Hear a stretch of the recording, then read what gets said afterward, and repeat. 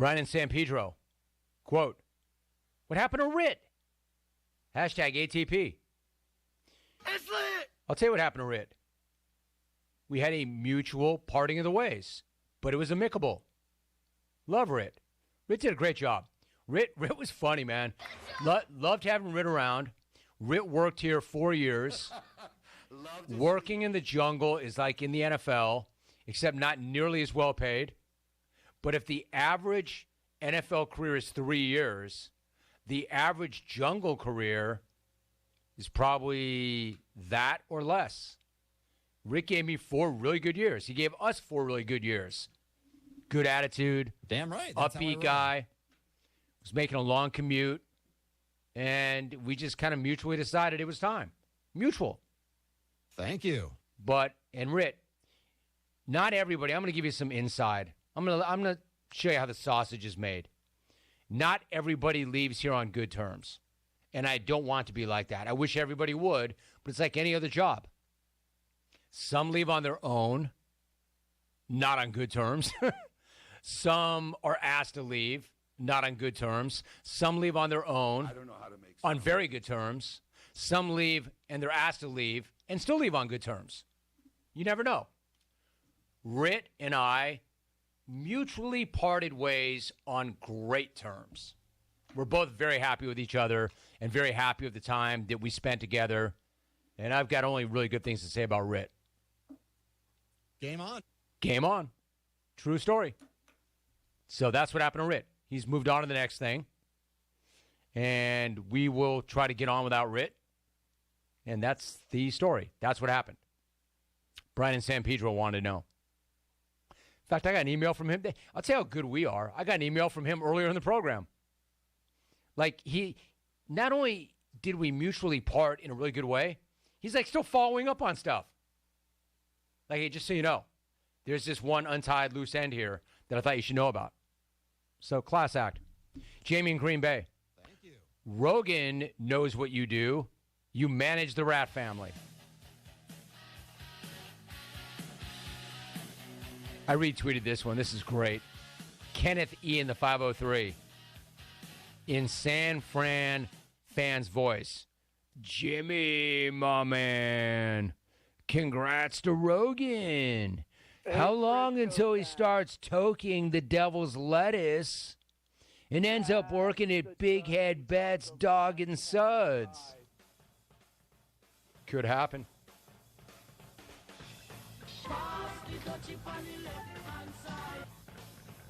Pass the dog washer on the left-hand side. Pass the dog soap on the right-hand side. Hey, James. Hey, Logan, you didn't talk like that when I met you in L.A. Yeah, well, I do now, boss. How many dogs you gonna run up in here? Dude, I want to snowboard. Yo, dude, the devil's lettuce isn't going to toke itself. Damn, you're more of a hard ass than my old man was. Why do you think I left Cowie? The ones who get it done, Grainger is offering supplies and solutions for every industry, as well as access to product experts. Way to answer your toughest questions. Call or click Grainger.com or stop on by. See you, we're out. Finding great candidates to hire can be like, well, trying to find a needle in a haystack. Sure, you can post your job to some job board, but then all you can do is hope the right person comes along, which is why you should try ZipRecruiter for free at ZipRecruiter.com/free. ZipRecruiter doesn't depend on candidates finding you. Its powerful technology identifies people with the right experience and actively invites them to apply to your job. You get qualified candidates fast. So while other companies might deliver a lot of hay, ZipRecruiter finds you what you're looking for. The needle in the haystack.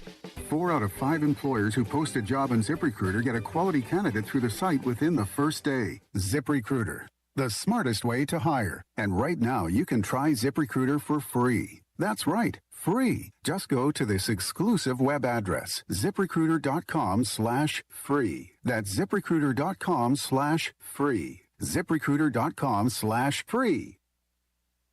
If you missed the Brian Bailey Show, you missed. Austin Knight, pitching coach at East Carolina. I asked Austin during the commercial break about the watches. The pitchers will wear a watch, and you'll be able to send them the pitch that you want to be thrown through technology. Yeah, you're laughing about it. Huh? I know, because I'm like, can you send them a text message that said, hey, find the strike zone now?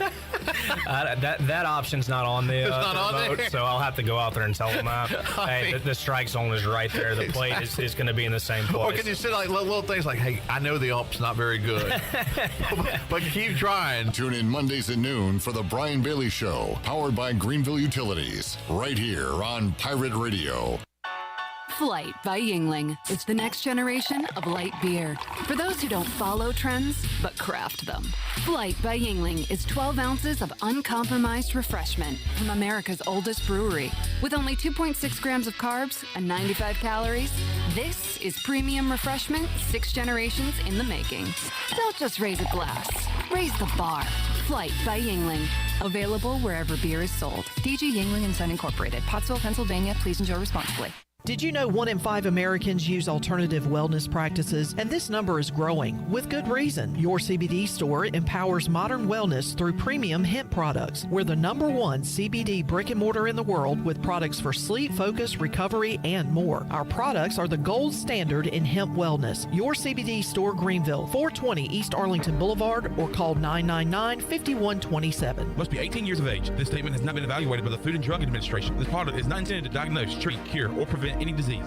To keep your bodies active and engaged in the activities that you love, you need a good stretch. And at Bodies in Balance, that's the mission they follow to give you the best quality of life. With years of experience, the team at Bodies in Balance can create a stretch or massage program that's right for you. Visit them at 3101 South Evans Street in Greenville or schedule a home visit to receive a stretch or massage in the comfort of your own home. Call today at 916-4530 to schedule your first stretch consultation or massage appointment and check them out online at bodiesinbalance.com. It's bow time. Finally, lunchtime. I'm starving. What's that? This is the Bojangler from Bojangles. Ooh, with the same bold flavor as their chicken? The same. And fries. The same. Huh. Well, I've got a PB&J. Yeah, that's not the same. A crispy fish fillet dusted in Bo's famous seasoning. With cheese and tartar sauce on a fluffy bun, the Bojangler's back. Hook one while you can, and it's bow time. I'm Donald Stocks, owner of PIP Marketing Signs Print. We are your one-stop shop for just about anything printed. If we're not your go-to printer, please give us a call at 355-1636. We have over 80 5-star Google reviews and want you to be our next more than satisfied and well-pleased customer. Check us out at growatpip.com or stop in to see us at 3185 Mosley Drive in Greenville. PIP, where business goes to grow. Chico's Mexican Restaurant is where the fiesta never ends. Grab your amigos and head to Chico's every Wednesday for shrimp tacos for $11.99. Plus Wednesdays means all Mexican imports for just $2.99. Thursdays, enjoy your favorite beef, chicken, or vegetable fajitas for only $11.99. For Mexican food and fun, it's got to be Chico's Mexican Restaurant in downtown Greenville and online at chicosrestaurant.com. Chico's, where the fiesta never ends. Well hit to center. Let's watch that one. How far will it go? Wow, Murphy. Hey, baseball fans, when's the last time you met a 2-time National League MVP and a 7-time Major League Baseball All-Star? Well, your chance is now, as Pirate Radio is bringing Dale Murphy, legendary Atlanta Brave, to Greenville on Sunday, April 2nd. Table sponsorships and ticket information's online now at pr927fm.com. Don't miss your chance to meet a living legend and hear Dale Murphy talk about his career, leadership, and there'll be a question and answer session. It's Dinner with Dale Murphy, Sunday, April 2nd. Details online now at pr927fm.com. This is Pirate Radio, WGHB Farmville, 1250 and 92.7 FM Greenville, WDLX Washington, 930 and 104.1 FM Washington. Can you be quiet, please? Thank you. Welcome to Pirate Radio Live. I just think we were prepared. You know, one thing my trainer, he told me, he said, what did he say? He just told us to be prepared. All right. It was in the men's section. Girls serve button on the other side? Yes. Figured it out. Wes is wearing a girl's shirt. It's me, Nancy Garcia. Go Cojones. How about those friggin' Pirates? There's local politics, bud. You are terrible! And stop playing that song! Clip. Hey, man, good to see you, brother. Did not flub at all. Send it in. Now live from the Pirate Radio studios in the heart of the Pirate Nation, here is your host, Clip Brock. Welcome in to Pirate Radio Live here on a beautiful Wednesday. It's a beautiful day for some Pirate Hoops tonight in Minges Coliseum, East Carolina hosting Cincinnati. We'll talk a lot about that one on today's show and a whole lot more on Pirate Radio 92.7 FM in Greenville, 104.1 in Washington. You can always find us on 1250, 930, also online, pr927fm.com, and we hope you are taking advantage of what we offer on YouTube, on Pirate Radio TV. You can subscribe to Pirate Radio TV, watch this show, The Brian Bailey Show, all of our pre- and post-game chats with Mike Schwartz and the Pirate basketball players, and a couple of days from now, we'll be out at Clark LeClaire Stadium. We'll have the post-game interviews with Cliff Godwin, a lot of great videos from Clark LeClaire Stadium, so make sure you are subscribed to Pirate Radio TV on YouTube and hit a like, if you would, while you're here as well. Same can be said on Facebook, as we keep you up to date with all the news and notes going on in Pirate Nation and beyond. You can follow us there and watch the show there. We want to hear from you on this Wednesday. As a lot to talk about on today's program, we will talk to, as Jeff Charles called him, Jeff's partner in crime for all those years, Seymour, going to join us coming up on the show in about 20 minutes, as he'll talk about his one of his best buddies, Jeff Charles, and also talk some hoops with Cincinnati coming in town tonight. So we'll talk to Cy coming up in about 20 minutes. In the second hour of today's show, Patrick Mason, Daily Reflector, will join us. We'll preview tonight's game. We'll preview the ECU baseball season. Got some over-unders for the 2023 ECU baseball season that I will ask Patrick Mason to answer. We've done this in the past with Stephen Igoe and Ronnie Woodward. Patrick Mason will step up to the plate for the first time and answer some of these over-unders. A fun way to preview the upcoming baseball season. And by the way, if you want a preview and you missed yesterday's show, had a great chat with Cliff Godwin, the entire final hour of yesterday's program. So a full hour with Coach Godwin available on YouTube, Facebook, or wherever you get your podcast if you want to hear what he had to say about the upcoming season. But Mace will join us, and Stephen Igoe, Hoist the Colors, will join us as well coming up later on in today's program. Let's see. Steve Hill wants to hear some Shirley Road sound effects. Dawson on YouTube says, "Clip, my guy." What's up, Dawson, my guy? Shirley, we don't have my guy? We had Oh, he got it. All right, good. I know he had a computer malfunction. I hope all of our clips are ready to go today. I hope so, because it'll be a rough day. All right, well, let's see what we got. Steve Hill says, Clippo! Burgley. A burgley. Ric Flair. Woo! Ric Flair. Woo! Thank you, voice. Two little butt cheeks. It's two little butt cheeks. Swinging dingers. Swinging dingers? I want to shake his hand. I want to shake his hand. All right. All right. And Craig chimes in with a boom, boom, boom. Boom, boom, boom. Now let me say well. The Boom Boom Room will be rocking tonight, 7 o'clock, Minges Coliseum. Going to be an emotional night, some tears and some cheers in Minges without Jeff Charles calling the action courtside. And, today was tough, too. Wednesday is Jeff Charles Day on Pirate Radio Live. I always send him a text on the way into the station to ask if he is available. He answered 99% of the time yes, and joined us on the show, and we'd usually talk to him in hour number one. And pretty fitting that today Cy Seymour will be taking that spot, as we'll talk to Cy coming up in about 20 minutes. But Looking forward to some basketball tonight. It's been a long time, been a while since we've seen East Carolina in action on the court because they had the midweek off, and of course Saturday's game against Tulane was postponed as the team came back home. So been a long time since they've been on the court. They'll play Cincinnati tonight. Have you seen the line, Chandler? Oh, Shirley Rhodes, welcome in. Hi. Chandler, good to see you. Good to see you too, Clipper. And no, I have not seen the I lie. I start the show off with a lie. Man. I did see the line. I look at you as an honest man. Man. So to hear you lie to my face like that, it hurts. Someone called the fire department because liar, I will be darned. My pants are on fire. Save that chair. But I appreciate you owning up to your lie. So do you remember the line you saw? Yes. Would you like to say it? I was going to see if Shirley wanted to play Guess That Line. Shirley hates playing Guess the Line. I know. All right, I did see 9.5 Cincinnati. Yeah, and they lost last time out to Cincinnati by 28, I believe. It was a brutal beatdown in Cincinnati. So 9.5 tonight.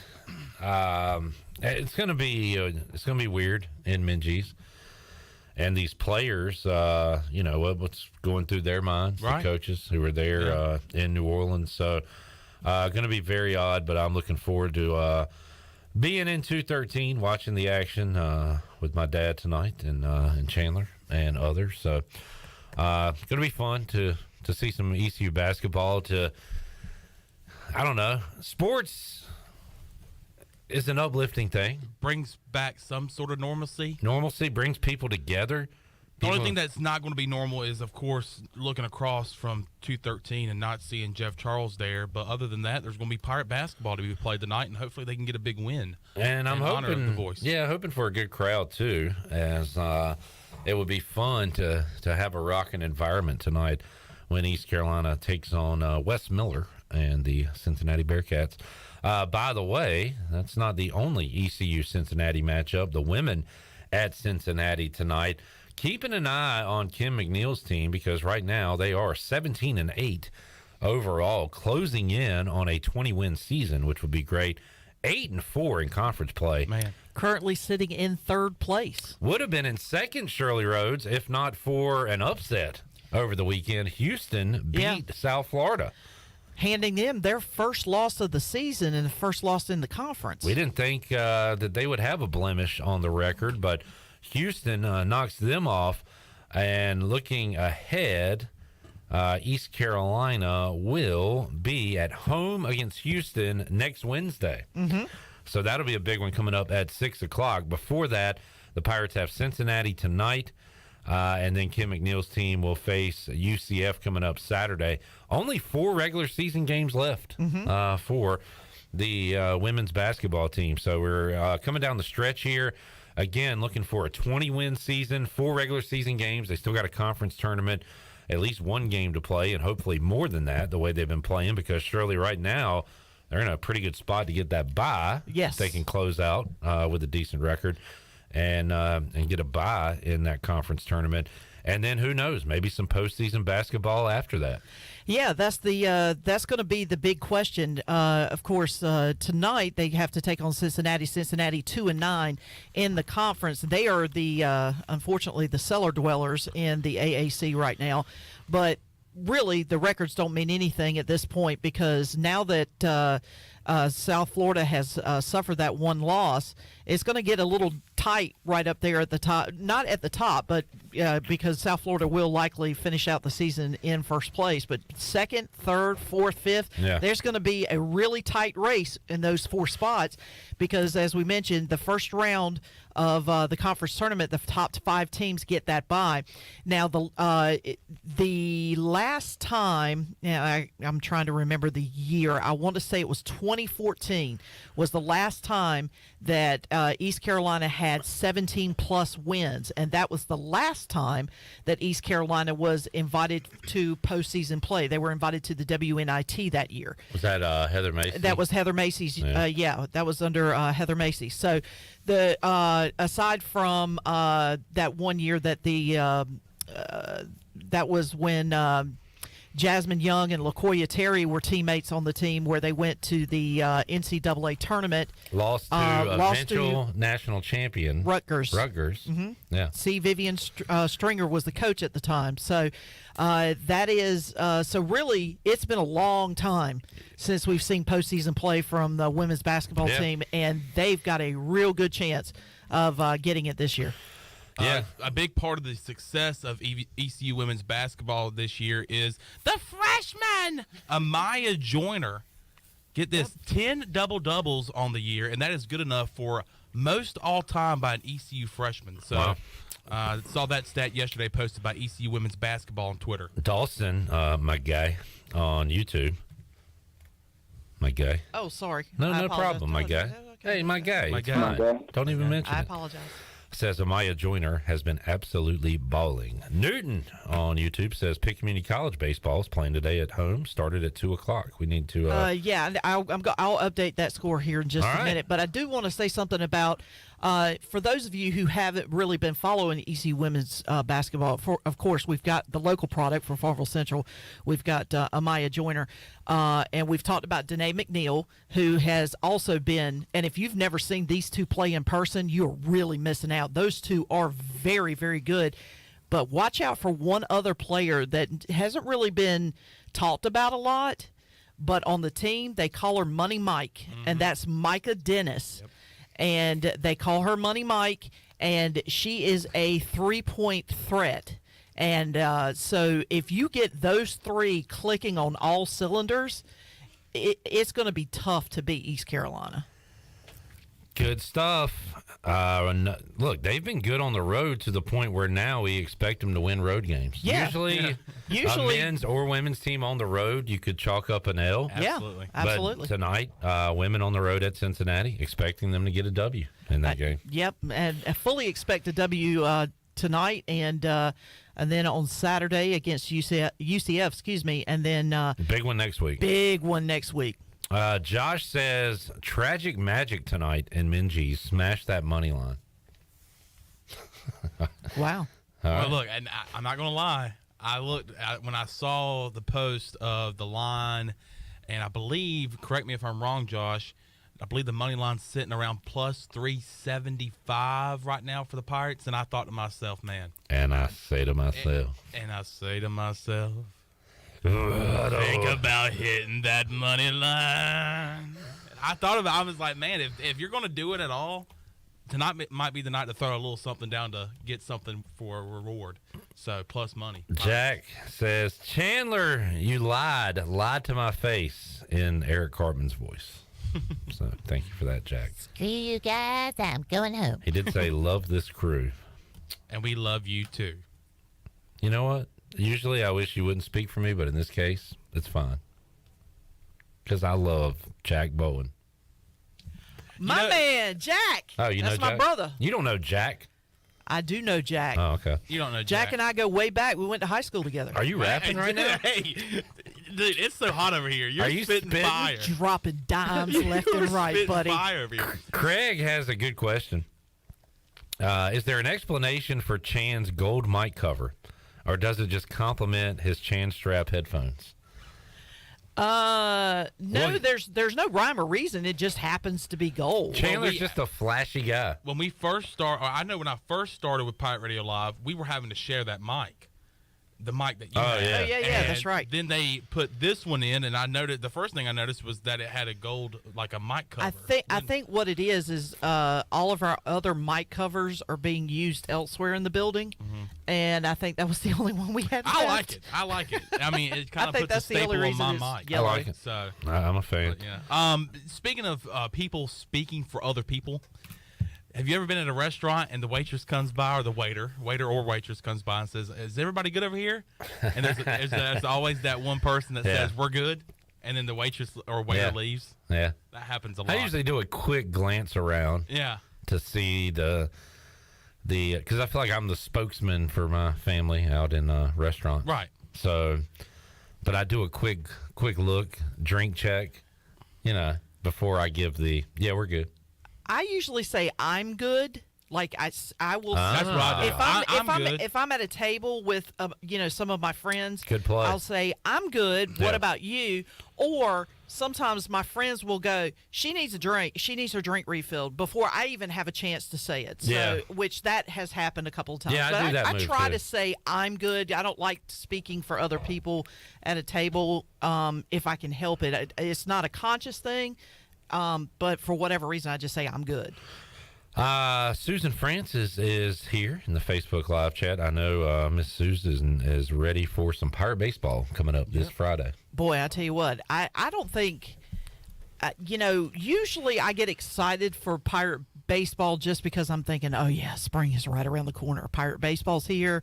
It's not going to be too much longer before the weather starts getting really, warm on a consistent basis. But this year I am more excited of watching them play, because I kind of have that super regional kind of hangover. Not hangover, but like somehow it kind of carried over into this year. Does that make sense? Right. Keep the party going. Yeah, keep the party going type thing. That excitement that we have with the super regional, it kind of feels like that to me right now. And so, like, I am stoked for 4 o'clock on Friday to get here. 4 o'clock Friday, 2 o'clock Saturday, 1 o'clock on Sunday. And keep it locked to our social medias, as we'll have a lot of pictures, video, interviews, and otherwise updates, all that coming up this weekend. Softball team is undefeated against teams not named Virginia Tech. They are 3-2 on the year, 2 losses to the Hokies, and unblemished, including a 9-1 beatdown over UNCW to wrap up the UNCW tournament. They'll be at the Battle of the Beach this weekend in Conway, South Carolina, facing the Dragons of Drexel. Correct. Wow. Wow. I'm impressed by that. I want to say Raiders. The Fighting Toothbrushes? Yeah. Fighting Toothbrushes. Oh, yeah. Okay. The Raiders of Colgate. The Raiders. And the Chanticleers of Coastal Carolina. The Fighting Sea Chickens. So that's coming up this weekend for ECU softball. A lot going on in athletics right now. Fun time to follow the Pirates. Brandon Manning. Should we get Brandon Manning back on the show, you think? The tall baseball? Yeah, I think so. The light in the sky, the Brandon Manning cast Signal? Yeah, the signal is in the sky. It's baseball season, so got to get Brandon Manning in to talk some Pirate baseball. He didn't make a lasting impact on that program. I will give you a private invitation, but right now I'm giving you a public invitation to get you back on to talk and recap some Pirate baseball with us coming up this season. Excited about that. Let's see. Anything else on the chat before we move along? Chandler, I saw that Calvin Ridley, who was suspended, has now... Did he take ECU money line tonight? He has asked for his reinstatement into the NFL. All right, before the show, I said that to you, and then you said a line right after it. So let's do that again. Let's recreate what happened before the show. Right. Hey, Chandler, I saw Calvin Ridley is trying to get reinstated to the NFL. Well, how much you want to bet that he's going to have a great season next year? Again, like you didn't... I feel like you didn't emphasize the joke like you did off the air. Like, it was good off there. Because I said, how much you want to bet? Yeah. How much you want to bet? Yeah. That he's going to have a great season. Hey, Chandler, I saw Calvin Ridley was trying to get his reinstatement back into the NFL. Well, how much you want to bet that he's going to have a good season next year? Oh, stop it. Stop it. How much you want to bet? You got a deal? Can he participate in the over-unders today for ECU baseball? Chandler, what's your favorite reality show? Go. Probably. Is Impractical Jokers a part of that? You want to hear something crazy? It's not even crazy. It's kind of I even told my wife last night. So this weekend, I wanted something to make me laugh, and I just started watching Impractical Jokers. I think I heard you mention that on the show. I can't stop watching it now. Yeah. Like I watched it. Oh, in Practical Those Jokers? four Monday guys. night. Yeah, I those four watched guys. it are last It's night. hilarious. And I'm watching on HBO Max, and it just goes right to the next episode, and there's no commercials, and it never stops. And I just look up and realize I've been sitting there for 2 hours watching Impractical Jokers. Right. Do you count it as a reality TV show, though? Because I enjoyed that show. I guess. Yeah. Have you ever seen the Cabanero Effect? Yeah, I have. That's a really good show. It is. Dealing with magic. Magic, man. Shirley, what's your favorite reality show? I guess one that I would, actually sit and watch, probably Deadliest Catch. Okay. If you're talking about like a trashy kind of reality type TV show, I really like the original Real World, and then I just stopped after that. I still watch The Challenge from time to time, which originally was Real World Road Rules Challenge. Oh, yeah, Road Rules, yeah. I like competition-based shows. I like Top Chef and Hell's Kitchen, but my favorite would be Survivor, I believe, with Big Brother a second. I never could get into any of those shows. Now there's 40+ seasons, Shirley. So if you ever of Survivor, if you ever decide to, you've got a lot of options. My family. I don't think I can do that. My family. I'm here with my family. We actually liked, and this is actually because he's in Louisiana now. I believe these are Louisiana guys, but Duck Dynasty was a really popular show. I caught that from time to time. My brother liked that show. My mom ended up liking Cy, who was on Uncle Cy. on the show. So that was a good one. Why did I bring this up? Because years and years ago, we found out Jeff Charles's favorite reality show, and it took us all by surprise. And here he is talking about it on an old episode of Live at 5 with Troy D. and Ellerby. I got to give you some props, Jeff. You're very busy. How do you know all this about the Kardashians? It's the only reality show that I watch. And I tell people that, and they look at me like I'm nuts. You don't watch the Kardashians. I said, yeah, I kind of got hooked on them about a year ago. I was shocked you just said that. Did you watch the Kardashians? Everybody says that. Jeff Charles watches the Kardashians? Are you kidding me? I would have never guessed it. Monday Night Raw, I kind of had a feeling, all right, maybe Jeff tunes in occasionally. I thought you might want to watch Deadliest Catch or some other reality TV or the Chopper Show. With everybody needs a break from sports, Jeff. You're right. That's my outlet. That's my break. I know I'm getting older, guys, because I like the mom better than the daughters. Jeff Charles, fan of the his comfort show, if you will, keeping up with the Kardashians. So there you go. That was a shocker when we learned that revelation on Pirate Radio on Live at 5 one day. Nathan said Jersey Shore cabs ahead. Oh, what was cabs ahead? T-shirt time. I guess you watched that a bit, didn't you? I like Jersey Shore. I couldn't get into it. It was just too much yelling, too much drinking, and my brain would just go. Stop! My brain would just go completely dead watching that mess. That's so what I I just like watch it. to happen to my brain when I'm watching TV. Just it turns into mush. All right, Shirley, let's take a break. But as we get a break, Newton says we were mentioning ECU baseball, and down the road there's PCC baseball. No, go finish what you were saying. We did have Shay Ward on a couple of weeks ago. I don't know if you mentioned that earlier when you mentioned that PCC baseball. Yeah, he's with the club baseball team now. Or he's a former player of PCC baseball. Man. Well, we already mentioned that, Chandler. In fact, Shirley said she'll get some scores. It is updates. 7-4 in the top of the third inning. Can we get a team that's winning? Yes, the team that they're playing, I got to find, because they're using abbreviations, so I'm trying to find it. What's the abbreviation? CCC. All right, I'm going to say Coastal Carolina Community College. Yeah. Okay. Camp? What the heck is that? We'll have that update later for you right here on Pirate Radio Live on the Buccaneer Music Hall Scoreboard, presented by Dubbuck.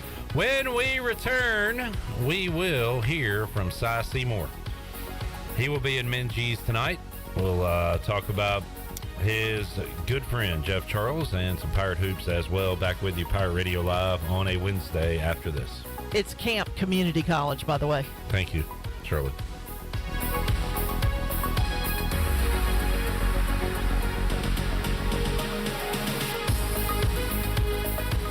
Jeff Stein, our special guest from Brown & Wood. Hey, Jeff, electric cars are coming. What's that mean for Brown & Wood customers? For the customers, like it or not, EV is coming. We've installed 5 electric vehicle chargers here at the dealership. We have the all-new Cadillac Lyriq coming at 1st of 2024, and we've just seen the first reservation for the new Sierra EV. People are interested in electric vehicles. How can they get up with you? They can visit us at brownandwood.net or 329 Southwest Greenville Boulevard. Brown & Wood, 4 brands, 3 generations, 2 rooftops, and 1 goal: to make sure you leave a happy customer.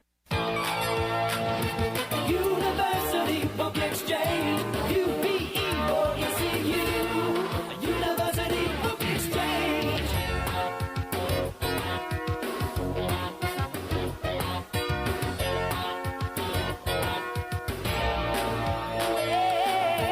University Book Exchange, UPE or ECU, University Book Exchange. Great food, great atmosphere, and great service is Ottavola Market Cafe. Ottavola is simply a restaurant that focuses on that, being a great restaurant. There's something for everyone at Ottavola. The menu offers a variety of great choices like pastas, pizzas, sandwiches, soups, salads, and seasonal rotating selections. Lunch or dinner, Ottavola is always the right call. Call ahead and get Ottavola to go, or stop by the bar for a drink with friends. It's simple. Come and eat at Ottavola Market Cafe, Red Banks Road next to Food Lion, and OttavolaMarket.com. Ottavola, pirates supporting pirates.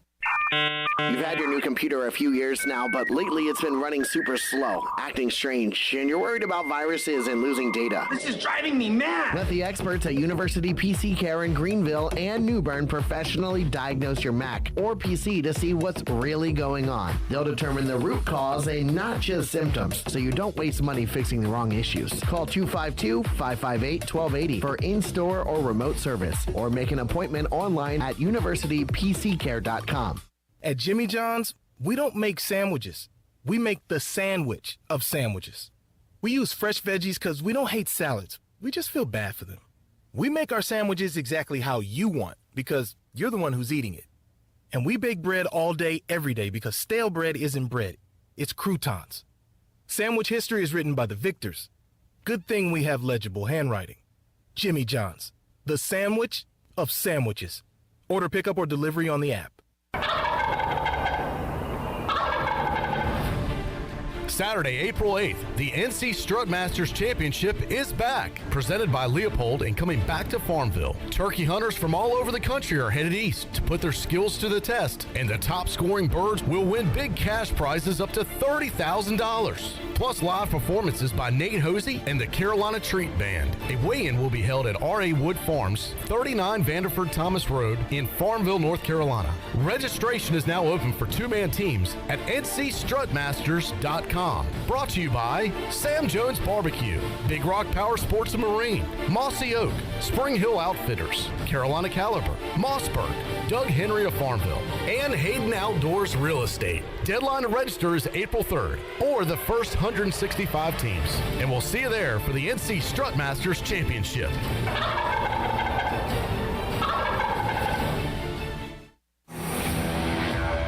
The best burgers around. Everyone loves a thick, juicy, and fresh burger. Tiebreakers in Greenville, plus the all-new Tiebreakers in Winterville, do real burgers better than anybody.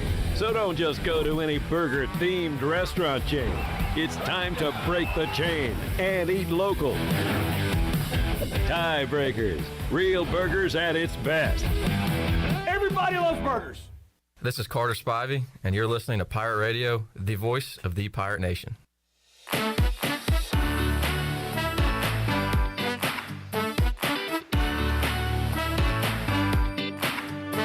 You're listening to Hour 1 of Pirate Radio Live. This hour is brought to you by Country Mart. Country Mart is open every day and has 2 locations, in Bethel on Highway 11 and in Stokes on Highway 903. Country Mart, fueling you up with great food and your engines with great gasoline. Now, back to the show. Welcome back. The best place in Greenville to unwind after work and have fun is AJ McMurphy's. AJ's has daily food and drink specials and an awesome patio, perfect for some outdoor dining. There's something for everyone every weeknight, including sports trivia with our very own Clip Rock on Wednesday nights. AJ's has live music every Friday and Saturday with no cover, and brunch every Sunday. Make today an AJ's day. Now let's head back into PRL. Here's Clip. All right, make tonight an AJ's night. We'll be there after ECU Cincinnati. People start filing in. And we'll get the game underway around 9:15 or so. But after the Pirates and Bearcats do battle in Minges, we got some sports trivia planned, including a Jeff Charles round. I looked at some of his guests that he had on From the Booth over the years and made some questions about that. So we got that. We got some NASCAR, some football, some college hoops, everything in between. Going to have a good time tonight. 9:15 or so at AJ McMurphy's, and we'll play for about an hour and a half if you want to have a good time on this Wednesday evening after ECU and Cincinnati. Sound clip I haven't called for in a while, Shirley, a request from Tyler M., who says, "You're not that guy, pal. Trust me, you're not that guy." Do we have that? You're not that guy, pal. Trust me. You're not that guy. Trust me. All I said, trust me. You're not that guy, pal. Trust me. You're not that guy. Not that guy, my guy. I swear, every time I hear that, it just sounds like something Nadeau would say. You're not that guy, pal. Trust me. You're not that guy. We will talk to Nadeau Thursday on the show. All right. Also, thanks to Steve Hill. Dropped by some goodies here. Yeah. Which are always appreciated. Thank you, Steve. Brought some donuts. Thanks, Steve. Appreciate it, dude. Completely ruined my diet this week since I am prepping for a softball tournament, but mine too. I can't turn down a donut. I was doing real good until Steve brought those donuts. Now it's off the wagon again. All right, let's head out to the Pirate Radio Live line. Joining us, Seymour, who will be on the call tonight, ESPN Plus, as East Carolina takes on Cincinnati, and spent all those years alongside the voice, Jeff Charles. Thanks for joining us. How you holding up, man? Clip, it's been tough. I mean, I'll be honest with you. It was a shocking Friday, and I think I began to get better by Sunday. Just in talking, going out and seeing Debbie, his wife, and Britt, and his wife, Chrissy. It got a little bit better. Just to see if they were doing well. This has been a really tough time for all of us, for Pirate fans and everybody, but it's been a tough time. Yes, sir. And, Cy, you were referred to by Jeff as his partner in crime for all those years. And man, I'd love for you to write a book and share those stories on the road because, as we've talked about, Jeff Charles was the true professional, but also had a great sense of humor, Cy, that I know you got to know very well, and just a great man all around, professionally, personally, and Cy, you've said you've talked to probably dozens, hundreds of people at this point. It'd be tough. It'd be almost impossible to find somebody out there to say a bad word about Jeff, wouldn't it? Yeah, I can't believe. I mean, it's hard to believe how many, not only coaches that used to be here have called me from all over the country. Players, managers, I mean, and they're from all over the country, and then the peers are calling you, whether it be Memphis, whether it be SMU, whether it be Tulsa, whether it be Washington, all over the country. They've been calling in and saying, "Are you okay? Jeff was the best. I know you're upset," but their focus was on Jeff. I mean, and they were right because they were in shock about really, I think, arguably one of the best announcers or the best announcer in college athletics. Yeah, and it just leaves a massive void in all aspects. And I was thinking about it. He was a hero of mine, as you know, and I got lucky enough to get to know him and become friends with him. But even before all that, just every game, and I talked about it with Ellerby yesterday, more so with basketball than football. You and Jeff were in my ear for years and years because, I mean, there was a time where it was almost impossible to pick up a ECU game on television. And even when there was, I like listening to you guys more than the TV broadcast anyway. But all the Pirate fans that didn't have that personal connection with Jeff kind of did have that personal connection because he is the soundtrack of our lives, basically. He's been in our life, my life, as a 41-year-old, pretty much since I started watching sports and started following East Carolina. And there's a lot of people out there that relate to that. You hit on a real good subject with Jeff. Jeff knew he was from the Midwest. He was from, Piqua, Ohio, which was near Dayton. And he, at a young age, Jeff was 70, but at a young age, 15, 16, that age, he listened to the radio, to games, whether it be the Detroit Tigers, and you're in the Midwest, you can get them all, or Cincinnati Reds, or the Dayton Flyers. He listened to radio, and he knew at a young age, and he told me this, he knew at a young age, I'm going to do radio. That's what I'm going to do for a living. And you're right. And those people had the same effect that you have with Jeff talking to you. And so it is amazing. And he'll talk about that all the time. That was his passion, was the radio.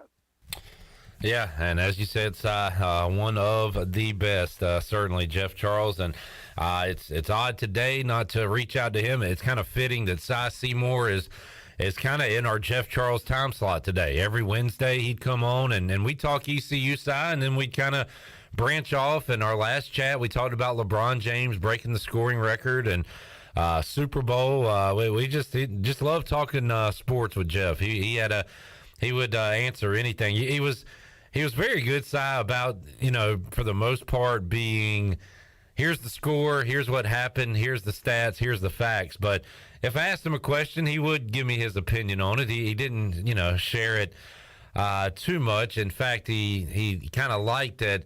He had a vignette one time here on Pirate Radio where he ended it with, just give me the score, just give me the score. He was kind of tired of all the talking heads screaming at each other. But he'd give an opinion if I asked, and man, just love, I'm sure you did. Y'all probably talked about everything on y'all's road trips, sports, non-sports, everything across the board.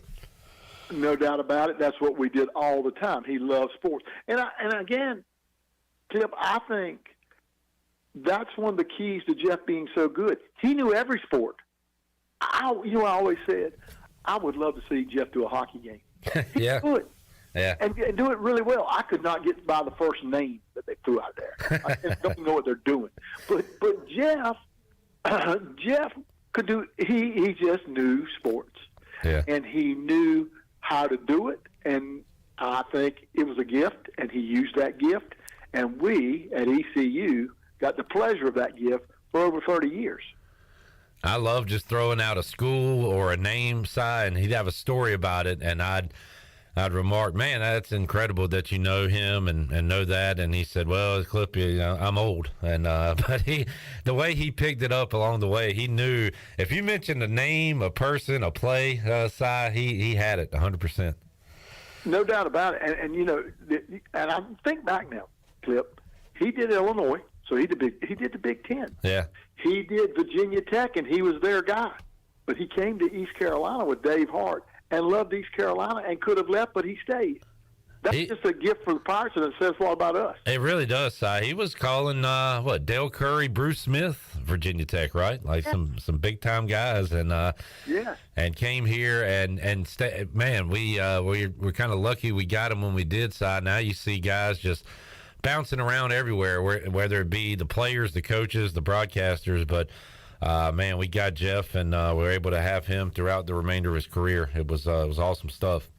Si Seymour joining us on the Pirate Radio Live Line. And, Si, going to be an emotional one tonight in Minges Coliseum. Going to be some tears along with the cheers, I would imagine, with no Jeff Charles courtside tonight in Minges.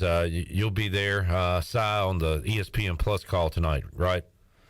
Right. I'll do the ESPN Plus call, Patrick Johnson, and I'll do that. But I've said to people, it is going to be eerie to not see Jeff. Because even now, Jeff and I, we're the same age. We've done it forever. The only reason I left, I got tired after 23 years.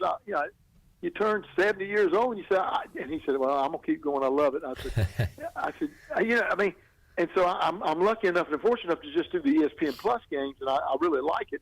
But Jeff had that energy, and so even in these games, he's sitting right beside me. So during the timeout, you sit there and talk to Jeff. Yeah. This is the guy I was joined to the hip with. I mean, This is a guy that this is hard. This is really, really going to be difficult. Yeah. Seymour joining us, and I'm uncomfortable kind of even talking about this side, but I don't know if you've talked to anybody, but as far as the team right now and Coach Schwartz and the staff and everybody, how are they doing mentally? Because they were there, right? They were around it when it happened on Friday. I text him this morning, and I text the SID or the ops person, Jesse, today, and just said, thinking about y'all, praying for y'all, and but I'll have to tell you, I think, and this is me, from what I'm hearing, everyone in that athletic program and everybody that was on that trip have handled it the best that you'll ever be able to see it handled. Yeah. They did it right, and I'm proud of the university for that, for the leadership, John and Ryan and that group, for the coaching leadership, Mike and his staff, all of those coaches, they all stepped in. I'm so proud of them. Listen, always pray for Michael Perry. He's in the thick of this down there with Jeff. And so, I think it's affected everybody, but I think they've handled it the best way you possibly could. Cy Seymour joining us, and Cy, feel free to talk as much about your buddy Jeff Charles as you want. I did want to ask you a little hoops while we got you here. Cincinnati coming in tonight. I think I saw the Bearcats 9.5-point favorites against the Pirates tonight in Minges Coliseum, and East Carolina coming off that a long layoff now. Where they didn't play midweek last week, and of course the game was moved on Saturday. So from a basketball standpoint, what have you seen from this Cincinnati team? They were red hot last time they played the Pirates there in the first half. Well, make no bones about it, this team was picked preseason second in the league. I mean, this team has about 85% of the scoring back, senior heavy, really good basketball players. Landers Nolly is one of the best players in the country. He's a shooter. He was all-conference ACC at Virginia Tech, transferred to Memphis, and now he's transferred over to Cincinnati, and they are really good. DeJulius is just a treat. He's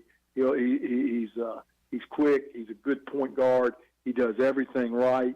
I think he's just real special, and so I think he's going to be another one that's going to be really good to watch tonight. And then Victor Locken is the guy that surprises you.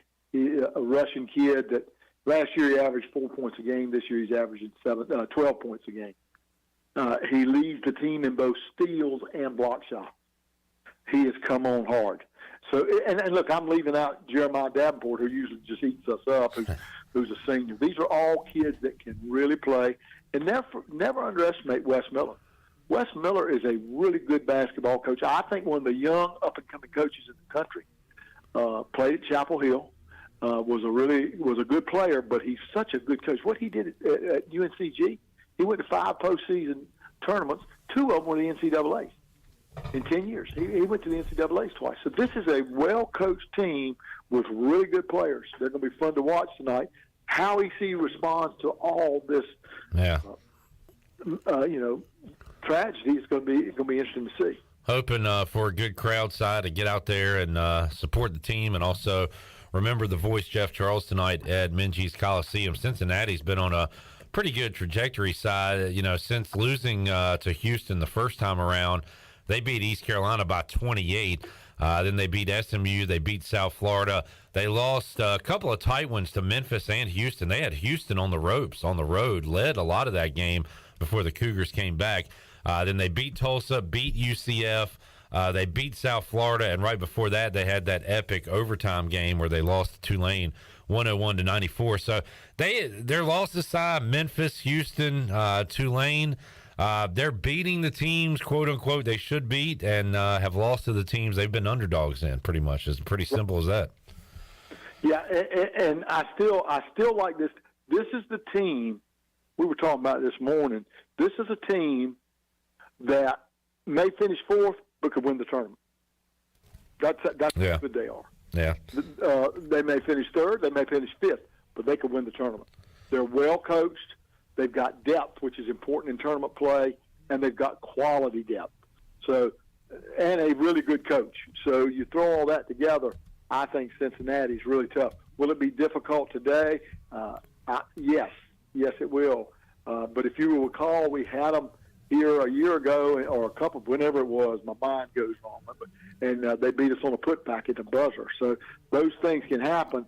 But I think this is one of the better Cincinnati teams since Cronin and since Bob Huggins had Cincinnati. This is a really good team coming in. Yeah, Wes Miller building them back up. Si, we've seen 2 back-to-back good performances by Ezra Asar since he had his struggles in conference play, and we hope to see that get going again tonight. Si, what has led to his little turnaround he's got going on right now? He looked like the guy that we saw in the non-conference here these last 2 games. I think it's a credit to the coaching staff and to Ezra. I think Ezra has seen how hard. See, freshmen, when you're 6'9" and a freshman playing in AAU or high school basketball, you can get by a little bit. You know, you can't get by at 6'9" in this league. You got to play hard every play, and I think Ezra's learned that, and he's seeing that, hey, if I do that, I'm going to be really good. And he's just a freshman. It'll get better. He just got to stay with it. But give credit to the coaching staff for staying on him to say you got to be intense every minute and every second. You got to play hard the entire game, and you do in college basketball. That's why I love the game. You go out there, these kids are giving you everything they've got, every play. And if they don't, the coach will pull them and say, look, you can't take plays off. That's how good it is. That's how good these kids are. Yeah, Schwartz is up all 40 minutes. Being very active. And yes, we've seen games where Quinn DeBunje has been East Carolina's best player, and then we've seen games where he's played 5 minutes. Mike Schwartz he'll play the matchups, he'll ride the hot hand, and he'll also reward, effort as far as who he puts on the court. Exactly. I've always been. I love coaches, and being a part of that fraternity. When you get beat on a transition bucket and you don't get back in time, watch coaches react to that. Just don't even look at the guy that just made the look. Just look at the coach that he made it again. And now that you say that, Si, I admit my dad, and I don't know how many times we've said this season, man, Schwartz is giving it to Ezra. He will yank him out. He will get on him, and that's why I like what you said a moment ago. You said credit to Ezra, credit to the coaches. Ezra's taking the coaching, and the coaches surely aren't giving up on him. I think that shows how much they believe in him and think about the player he can be, because Schwartz, and maybe I'm wrong, but to me, it almost looks like he's harder on Ezra than he is anybody on the team. He is hard on anyone that he thinks could do better than they're doing. Right. You know what I mean? Like, it could be a guard. It could be anybody. But Ezra, he knows, is a really good talent, and he wants to get everything out of it. And he knows for Ezra to make it and be more successful, he's got to do that. And so there's no bias in what he does. It is trying to get the best out of him. And I think Mike Schwartz is one of the best that I've seen in doing that. This team's gotten better. Now, look, they've won 3 games, but you got to understand they lost 90% of everything. The team they're playing tonight has 85% of everything they had last year. Good team. Yeah. You know. Tough one tonight for the Pirates in Minges, taking on Cincinnati. Seymour be providing the color analysis on ESPN+. Si, thank you so much for joining us, man. Been thinking about you, and glad to hear you're hanging in there, and great to talk about Jeff today, and also talk some basketball with you, man. Thanks so much. Let's all pray for their family. It's a tough time for Jeff's family, and let's pray for them. Yes, sir. Cy, we'll talk again soon. Thank you, man. Cy Seymour joining us today here on Pirate Radio Live will be on the call tonight, and we've seen that, Chandler, during timeouts and breaks. Cy looking down the table at his buddy and hey buddy, talking some hoops. So I remember the first time seeing him doing it, I was like, he just can't get away from Jeff, can he? He can't help but just sit over there and talk to him. We would joke that during the game, Cy would just join Jeff and Michael Perry's broadcast. Jeff, that was tough, Jeff. And Jeff, you gotta love how Ezra drives to the basket there. Cy is an all-timer, and always puts a smile on my face, and it was great to hear him talk about his friend and talk some basketball as well. Going to be fun tonight. Minji's Coliseum, 7 o'clock, as they take on Cincinnati. We'll take a timeout, come back, wrap up hour number 1, get you set for hour 2 and beyond when we return after this.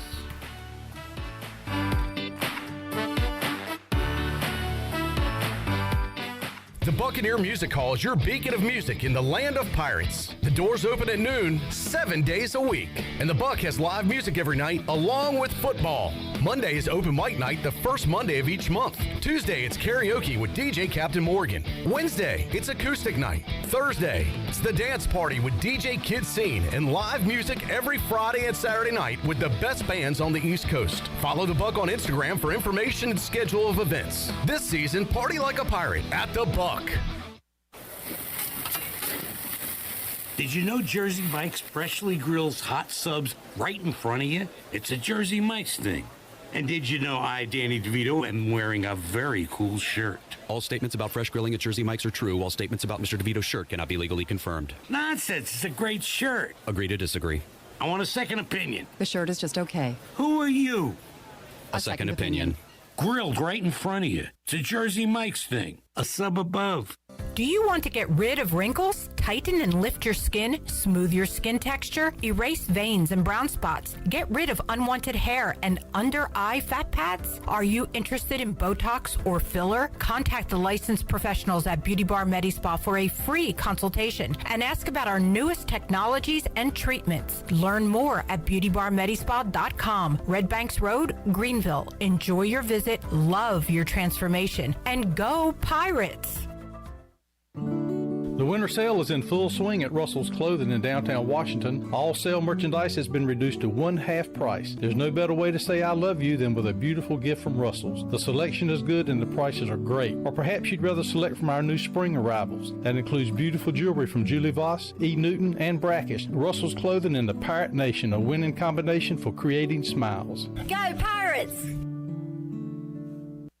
Wings Over delivers. Wings Over delivers. Wings Over delivers. If you're looking for wings to be delivered to your home, Wings Over Greenville has you covered with no third party needed. Wings Over Greenville has its own in-house delivery service. Be sure to try the all-new tender sandwiches by ordering ahead on the Wings Over mobile app. Open till 3 a.m. on Friday and Saturday, Wings Over has everything to cure those late night munchies. Give them a call at 758-9464. Wings Over Greenville. They deliver. The convenience of Pitt Greenville Airport is waiting just outside your front door. Service is back, so you're connected to destinations worldwide through flights from American Airlines. Plan your next trip. Book your flights today at flypgv.com or aa.com. Avoid the long check-in lines and congestion at the big airports and fly local at PGV. Fast, convenient, and close to home, PGV has American Airline flights perfect for your next trip. Book today at aa.com. PGV, where the pirates fly. Are you one of the estimated 17 million people in the U.S. suffering from dry eye disorders that are not resolved using over-the-counter or prescription eye drops? Ask ArcPoint Labs about Serum Tears, a natural dry eye solution. At ArcPoint Labs, Serum Tears are tailor-made for you from a quick blood draw, providing a sterile and natural option to help those with dry eye conditions. Contact your ophthalmologist or optometrist for a prescription or contact ArcPoint Labs to help you find one. Visit ArcPoint Labs' new location on Dixon Avenue near the intersection of Arlington Boulevard or schedule online at arcpointlabs.com. Your vehicle is a big part of your life. That's why you should trust the team at Greenville Auto World for all your vehicle needs. Greenville Auto World believes in fair prices, superior service, and treating customers right. Visit greenvilleautoworld.net to see their fully stocked inventory of SUVs, trucks, and cars. Need a lift kit, custom rims, or wheels? Greenville Auto World can upgrade your vehicle today. For sales or service, visit Greenville Auto World on Highway 43 in Greenville. Pirate Radio. And I can promise you, there will be no quarter, ever, from ECU football. Go Pirates. The voice of the Pirate Nation.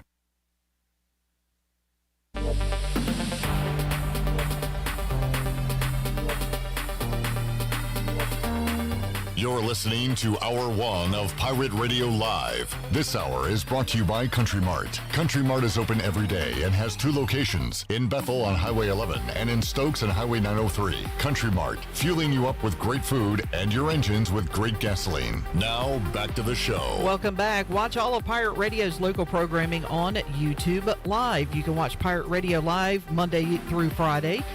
From 3 until 6 p.m. And, of course, the Bud Light pregame tailgate and the U.S. Cellular fifth quarter on game days. Go to YouTube, search Pirate Radio TV, click on that subscribe button. While you're at it, click on that like button as well. Now let's head back into PRL. Here's Cliff. Back with you, Pirate Radio Live. I just saw the 2023 participants in the NBA Slam Dunk Contest. I'm way more excited. I like the judges' names more than the participants. Chandler, you're a sports guy, right? Yeah, I think so. The participants in the contest are Kenyon Martin's son, Kenyon Martin Jr. Mm-hmm. Do you remember Mac McClung? Yes, he played for... Didn't he play for like 3 teams? He was with Georgetown, right?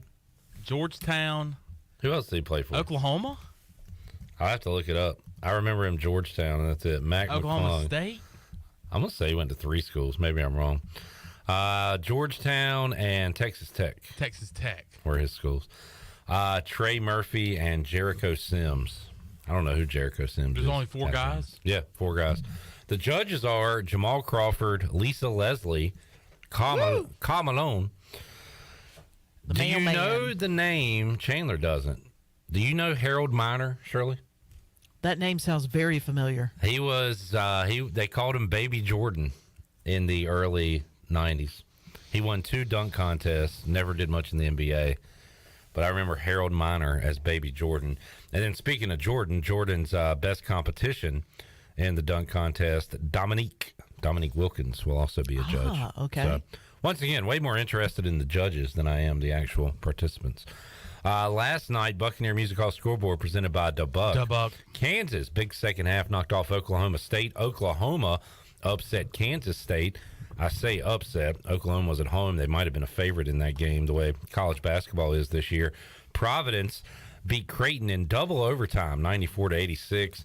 And Gary Hahn joining us to talk about NC State losing to Cuse. What happened to the Pack last night, Well, Gary? the Pack last night, first of all, sorry to hear about Jeff Charles, but yeah, the Pack went up to Syracuse and laid an egg. And I really don't want to talk about a wolf egg? NC State.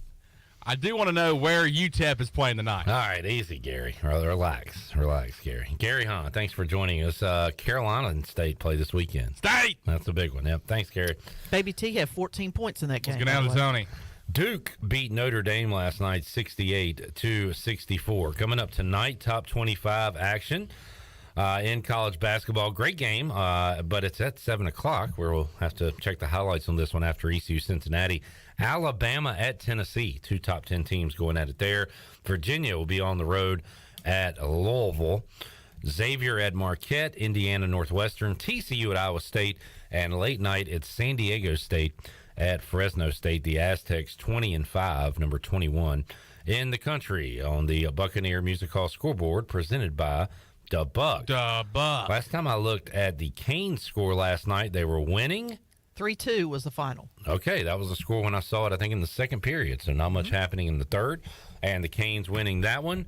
They will host the Capitals coming up at Carter Finley Stadium on Saturday night. Yeah, the Canes have won 10 of the last 12 games that they've been in. And so they have built themselves a rather comfortable lead in that Metropolitan Division. Playing great, playing absolutely On a great. tear. Going to be quite a scene Saturday night at Carter Finley Stadium. Gary, you going to see that one? No. All right, thank you.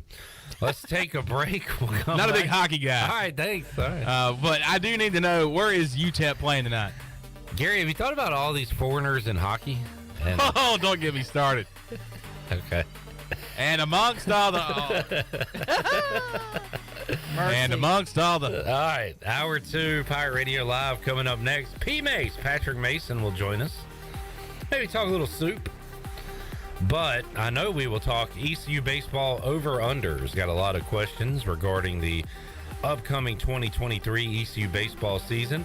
We will dive into that with Patrick Mason. That's coming up Hour 2. Stephen Igoe, Hour 3. We'll open up the booty bag. And we want to hear from you guys as well. Check us out coming up on Facebook and YouTube. Mark says the refs laid an egg was worse than Duke, Virginia. I think he's referring to that state game. State. Joe, you are correct. Texas Tech is where Mac McClung went to school. Thank you, guys. We have a very smart audience. Back with you after this.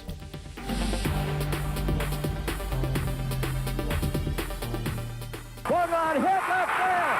The Braves are going to tie it. Here comes Thompson. Tie game. Murphy with a single to left. Hey, sports fans, one of the most beloved athletes ever to play for the Atlanta Braves, Dale Murphy, is coming to Greenville on Sunday, April 2nd. Table sponsorship and ticket information to a dinner with Dale Murphy is available now at pr927fm.com. Don't miss your chance to meet a living legend and hear Dale Murphy talk about his career, leadership, resilience, integrity, and more. It's a dinner with Dale Murphy, Sunday, April 2nd. Details available now at pr927fm.com.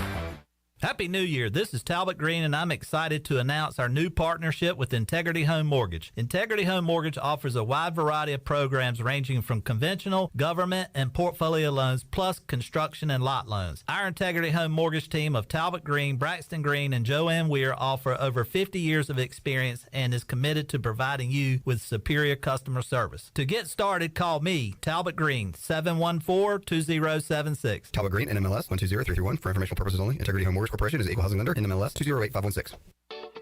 This is Holt Nailers. I've been eating at Parker's Barbecue since I was a kid. Now, all these years later, I still love to eat at Parker's. In fact, I love it so much, I bring my entire offensive line with me. They protect me, and I look out for them with great food from Parker's Barbecue. So whether you bring the team like me or just your friends and family, the awesome barbecue, chicken, and seafood at Parker's is a win every time. Parker's Barbecue, where they always treat you like family. North Carolina State Parks is proud to announce that they have partnered with the Hometown Strong program. Our visitor centers are now equipped with public Wi-Fi to help kids with school. Remote learning has become a critical public health measure in maintaining social distance and continuing to educate our young people. Take advantage of Wi-Fi and a hike at Goose Creek State Park or a day trip to the beach and access remote learning at Fort Macon State Park. For more information, visit hometownstrong.nc.gov. Do you suffer from chronic aches, pains, or muscle tightness? Hey, I'm Jordan Mikesell with Bodies in Balance in Greenville. With degrees in physical, occupational, and massage therapy and certifications in stretching and flexibility, we know how stretching and massage can bring long-term results so you can live a pain-free and healthy life. Continue enjoying the activities you love by calling or texting 252-916-4530 to schedule your first stretch consultation or massage today. For more info, visit bodiesinbalance.com so you can start living an active life today. Hey Pirate fans, this is Coach Cliff Godwin. The physicians at Orthopedics East and Sports Medicine Center have been caring for our athletes at ECU for more than 35 years. Whether it's treatment for our sports injury or it's time for that joint replacement, Orthopedics East provides the latest in operative and non-operative orthopedic care, physical therapy, and diagnostic testing. For experienced and professional services, call the team at Orthopedics East at 252-757-2663 or visit them online at orthoeast.com. Go Pirates!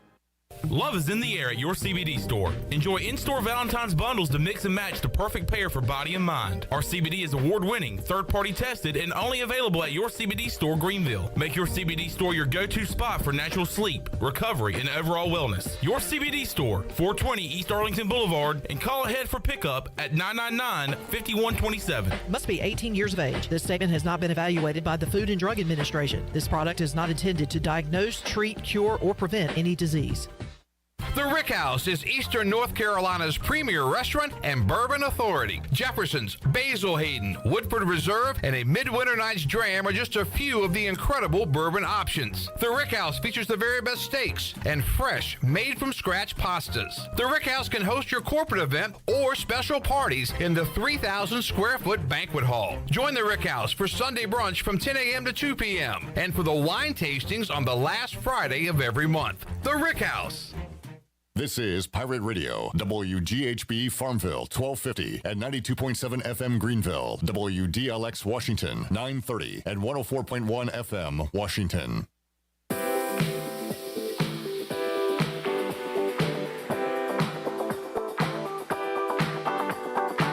You're listening to Hour 2 of Pirate Radio Live. Do you need custom t-shirts, apparel, or promotional items for your business, organization, or event? Keep it local. Print it local with University Sportswear. Contact them today at universitysportswearenc.com. Now, back to the show. Welcome back. Thinking about takeout tonight? Familia can make everything real easy for you with a great selection of Italian food and more. Visit familianc.com to see the full menu featuring pizzas, pastas, salads, and homemade desserts.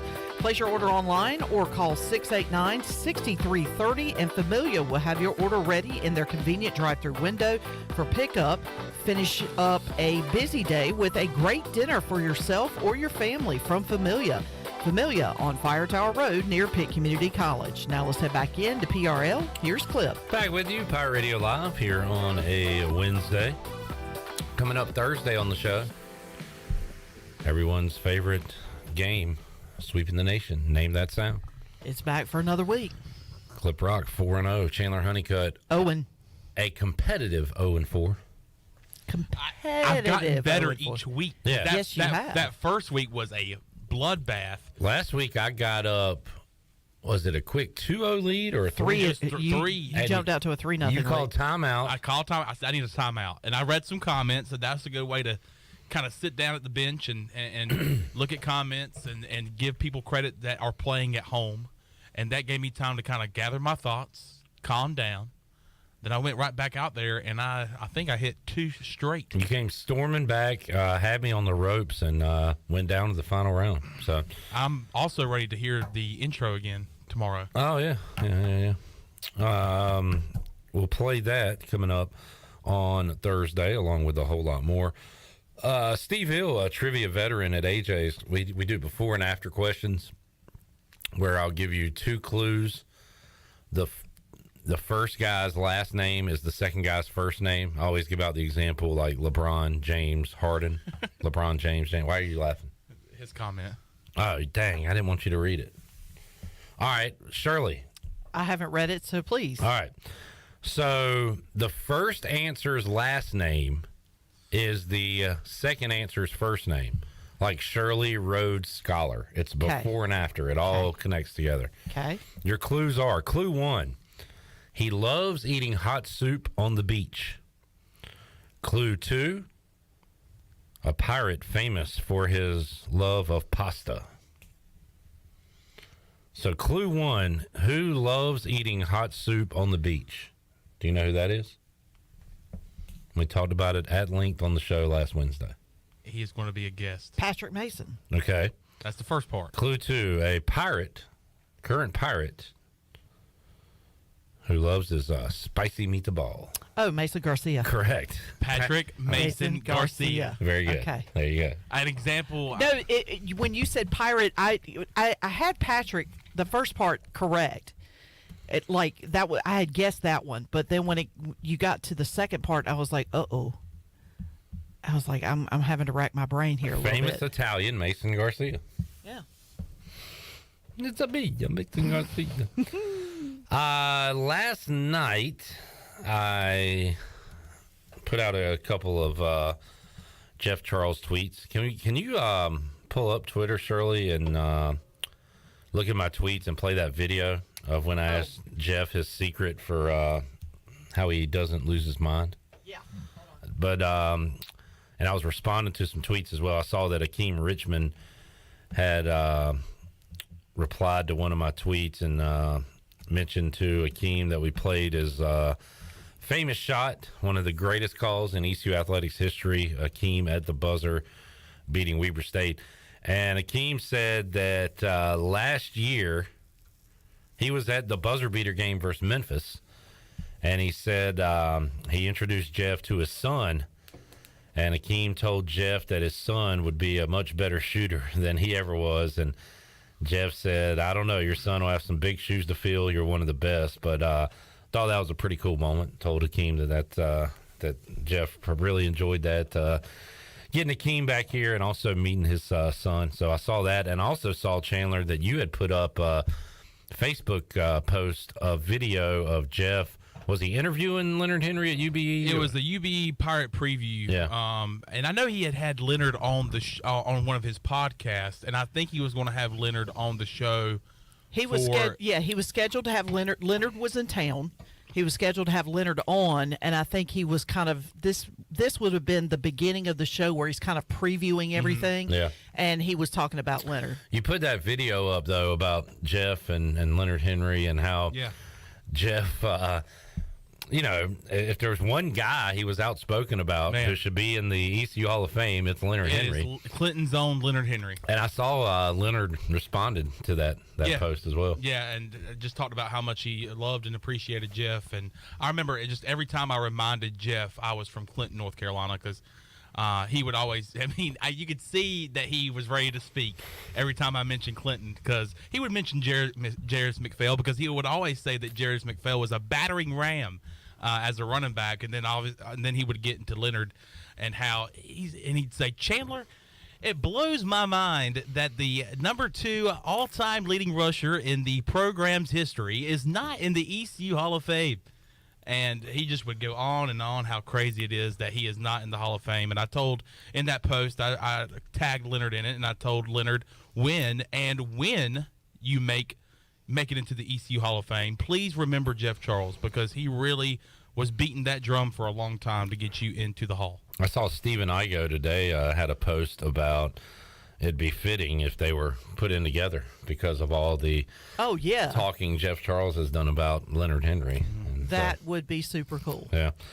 But I was looking at some old stuff on Twitter, looking at some Jeff Charles posts, and found a video, I think, from last year's pregame show, in the last couple of years anyway. But one of the moments where you get to see Jeff Charles's humor. Do you got that video? Yeah, I got it ready. All right. Jeff, what's your secret for not losing your mind? Well, I've already lost my mind, as a matter of fact, Cliff. That happened many years ago. Okay, all right. There you go. Now you're just playing the string here. And, you're faking it well. You're faking it very well, boys. Jeff, always great to chat with you. Have a great call tonight. Jeff, I'm on autopilot. Lights are on, but nobody's home, Clip. Corey Glore has had some great tributes to Jeff Charles, both in writing and in video format. And Corey describes it as that Midwestern sarcasm that they both share.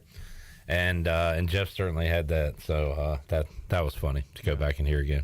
Yeah, and I over the weekend, I posted a picture of me and my brother at this was the 2010 Meet the Pirates. And I remember when I first heard of Jeff Charles and that voice, I remember I fell in love with it. And I knew what I wanted to do with my life because of Jeff Charles. So when we would go, we went every year. And I remember, of course, I wanted to get the players. I wanted to get whoever the coach was, Skip Holtz. And in that case, the picture I posted with me and my brother, that was the first Meet the Pirates with Ruffin McNeil. So, of course, he was a big popular guy.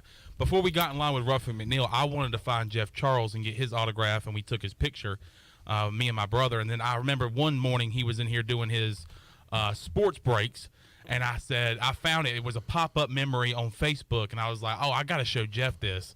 So I went in there and I showed Jeff, and he was like, man, that is awesome. And he said, well, how about we take another one? And that's when I posted the one that's more recent of me and him in Studio A. So some great memories of the voice that I have. I've got one because we've long talked about Jeff's love-hate relationship with technology, and I've talked about Jeff struggling with his phone and other things. But I remember when we first had our security system installed in the building.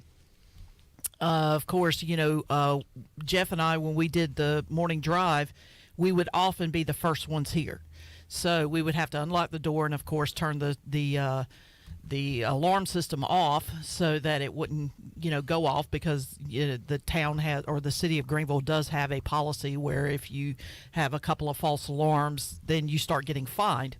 And I remember I came in about 3 days in a row, and I would come in, and as I'm pulling in the driveway, I am hearing the alarm blaring and the front door wide open, and Jeff is standing in the doorway. And I think after the third day, and this is why I'm kind of laughing, because what that video that you just showed, a clip about him being on autopilot. The third day that he did it, I walked in through the front door. Jeff is sitting in the studio, and he's he's got all of his notes out. He's getting ready for the show. Now, mind you, the alarm is still going off. It's very loud. It's very annoying. It's extremely loud. And so I came in and I turned it off, and he just looked at me and said, "Shirley, I'm just going to wait for you to get here because I'm notoriously 2-3 minutes late past what time I'm supposed to be here." And Jeff would, so ever since those first couple of days after we had that alarm system installed, after that third day, Jeff had enough. And after that, and we did morning drive for, I think I asked Jonathan, something like 10, 12 years. And every single day, that man would sit in the parking lot and wait for me to pull up and let him in the front door, because after that he was just done with that alarm. I don't even know if he knew the code per se. Maybe that's what it was, but he had a key to the building. Yeah.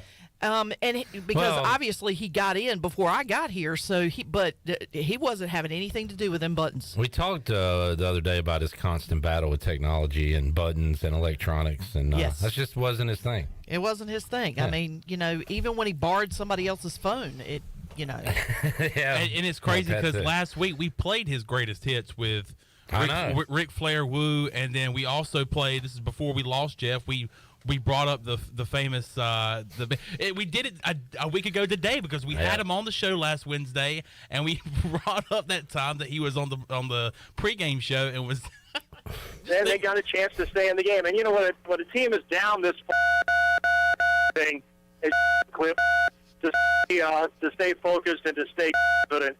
So that helped them in this game. If they're off to a good, there has to be a lot of doubts in the players' minds right now the first 2 weeks. So if some positive things happen in the first, and also getting into the second quarter, and you're in the game playing a lot better, I think that'll help the confidence of these guys. All right, I believe Jeff Charles is using a different phone, which is why you hear it sounds like you keep hitting buttons, Jeff. I know you're not doing it on purpose. The love-hate relationship not only went, with Jeff's, electronic equipment, it spilled over into Marty Fuhrer's phone, Cy's phone, because he used Cy's phone once, and we had that same problem. So, his love-hate relationship with technology was something that we all kind of teased him about. If I was a true professional like Jeff Charles, I would have just bypassed it and pretended like it wasn't there. But I cracked. Oh my gosh! Especially when I was explaining to him what was happening on the other line, and all I could hear was beep beep. And beep, then it beep, got beep, worse. Beep, beep, beep, It got like aggressively worse. It sounded like he was just dog cussing me during the. Which would have been, because Craig said he was just trying to enter the alarm code. I'm telling you, I wonder if I probably did ask him if he knew the code. But you know how Jeff is. Jeff was, just, I'll just wait for you to get here. Yeah, I love the visual of him in here with his folders, his notes. He's writing down his sports breaks, and it's just like, bam, bam, And he's like, Completely ignored it. nothing's going on. Nothing's going on. Good morning, Shirley. Shirley Rose. How are you, Shirley? Hey, Jeff. How can you hear with this thing on? And there was plenty of times, Shirley, I'd come in here and I'd get him started, and he'd say, I guess Shirley's running a little behind this morning. Yeah, oh, no, he got me one morning. I overslept. And I never heard my alarm go off. For the morning drive, right? Yeah, morning drive. And I was completely asleep. My phone rings. I pick up the phone. Hey, Shirley, are we doing the show today? I'm like, I bet your heart dropped. no, I'm out of it. And I'm like, yeah, we're doing the show. Why? Oh, it's 7:15. And I went, oh, no. And, I came tearing out of my bed. I threw on some clothes and drove down here. And I got here, literally, I broke a lot of rules to get over here. And I got here at 7:30. So we did a 30-minute show that day. And I just apologized profusely to Jeff. And Jeff was like, it happens. I mean, he really Not to didn't. me, but to you. But to you. Yeah. And Chandler Honeycutt that one time on the pregame show when he was supposed to be here at 8 and he got here about 8:20. I always told Jeff, I was like, I don't know how you put up with me because I'm late all the time and you're always on time. Well, Shirley, Jeff loved you. He, you did a lot of stuff as far as uploading his interviews to send it to the network, proper authorities and all that. And even though I helped him like countless times on that, every time he'd come in and you weren't here, he'd ask, is Shirley here? He knew you would take care of it. Shirley on the way. And was, I guess, a little nervous about me doing the proper things. So I got to where I felt like he didn't feel comfortable with me helping him with his sports breaks because he would. Well, how far is Shirley out? Do you know? Is she close? He knew he could count on Shirley 100%. Oh, no. And had questions about the rest of us. And the funny thing is I used to be his on-site producer for the call-in show when he did it at Logan's and a couple other places prior to that. And I remember one night we were at Logan's. I walk in. It's probably 15 minutes. No, I take that back. It's about a half hour before the show starts because I usually showed up early. I go to get the equipment so that I could start, setting everything up. And Jeff walks in. This might have been the only time that I remember Jeff coming in somewhere after I did. And Jeff walked in and he said, Shirley, I need a huge favor. And I'm like, okay, what's going on? He looked at me and said, I left the equipment for the call-in show at my house. And I guess he had come straight from ECU. He said, can you go to my house and get the equipment? And I looked at Jeff and I said, Jeff, do you realize we have 30 minutes before we go on the air? And he said, yeah, I know. He's like, if you leave now, you can make it. Yeah. And I'm like, okay. And the first thing, what are you waiting for? Get out of here. And my first thought was, this is kind of like that story that we'll play it at some point this week about him racing in a little VW Bug back in the day when he used to have to drive basketball game tapes back to the station. But so I fly across town to get to his house, and his wife Debbie is standing in the garage with the big case that had all the equipment in it. And I come flying in, I roll up in the driveway, and I jump out of the car, and Debbie's standing there at the garage, and she's got the thing, and she just shook her head, and she said, I don't even know. She's like, I don't want to know. And I just started laughing. I said, I don't know either. I just grabbed it and jumped back in, and thankfully we were able to get back and get everything set up by the time of the show. But I just looked at Jeff and I said, you're just making me earn my paycheck today. And he's like, yeah. He said, sometimes I like to throw a little wrinkle in there once in a while. Yeah, make you work for it. All right, good stuff. We'll take a break, come back. When we return, P-Mace, Patrick Mason, will join us. We'll talk some Pirate hoops. We'll talk Pirate baseball. I've got over-unders, fresh over-unders for Patrick Mason to answer this year heading in to the East Carolina baseball season. Got that and more on the way when we return. Pirate Radio Live after this.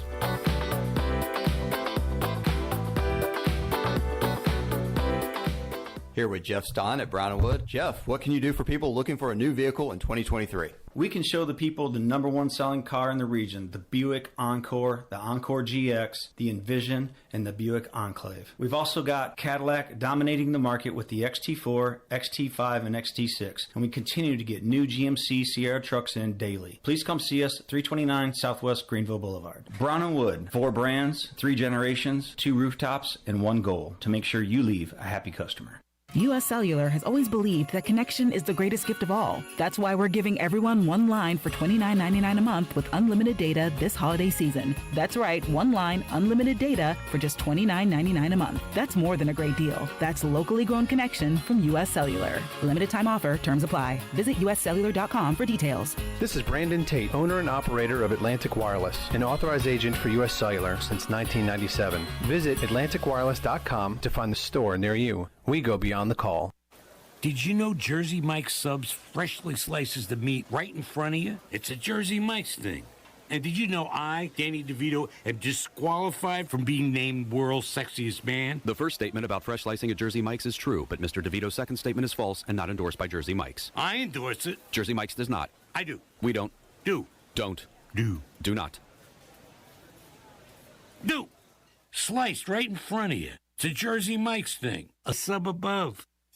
Country Mart has been locally owned and operated for over 40 years and is your premier country store serving the best cheese biscuits and country food around. Country Mart is open every day and has 2 locations in Bethel on Highway 11 and in Stokes on Highway 903. Both Country Mart locations are top-of-the-line fuel stations serving Shell gas, including 93 ethanol-free high-octane gas. Country Mart, fueling you up with great food in your engines with great gasoline. Go Pirates!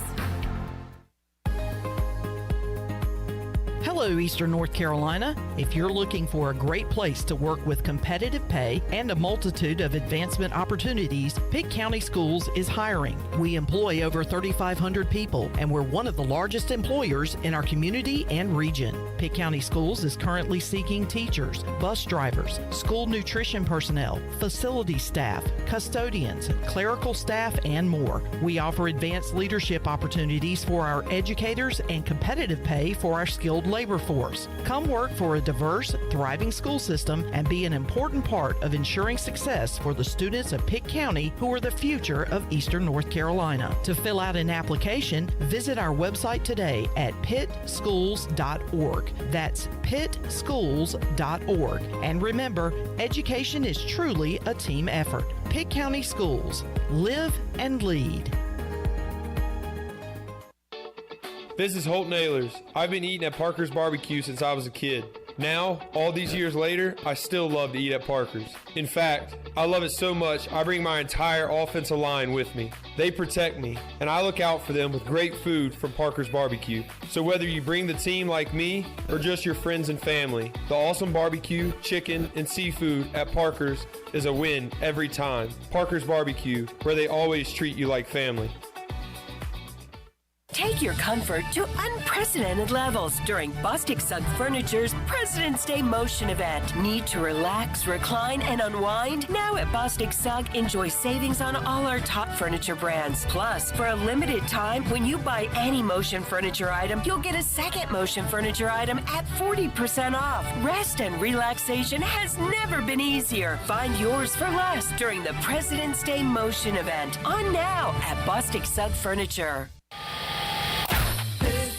Pirate Radio, Pirate Radio. Pirate. Pirate. Pirate Radio.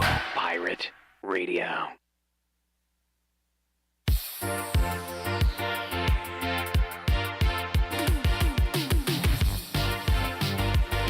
You're listening to Hour 2 of Pirate Radio Live. Do you need custom t-shirts, apparel, or promotional items for your business, organization, or event? Keep it local. Print it local with University Sportswear. Contact them today at universitysportswearenc.com. Now, back to the show. Welcome back. Town Insurance is your premier independent insurance agency for maximizing opportunities to minimizing risk.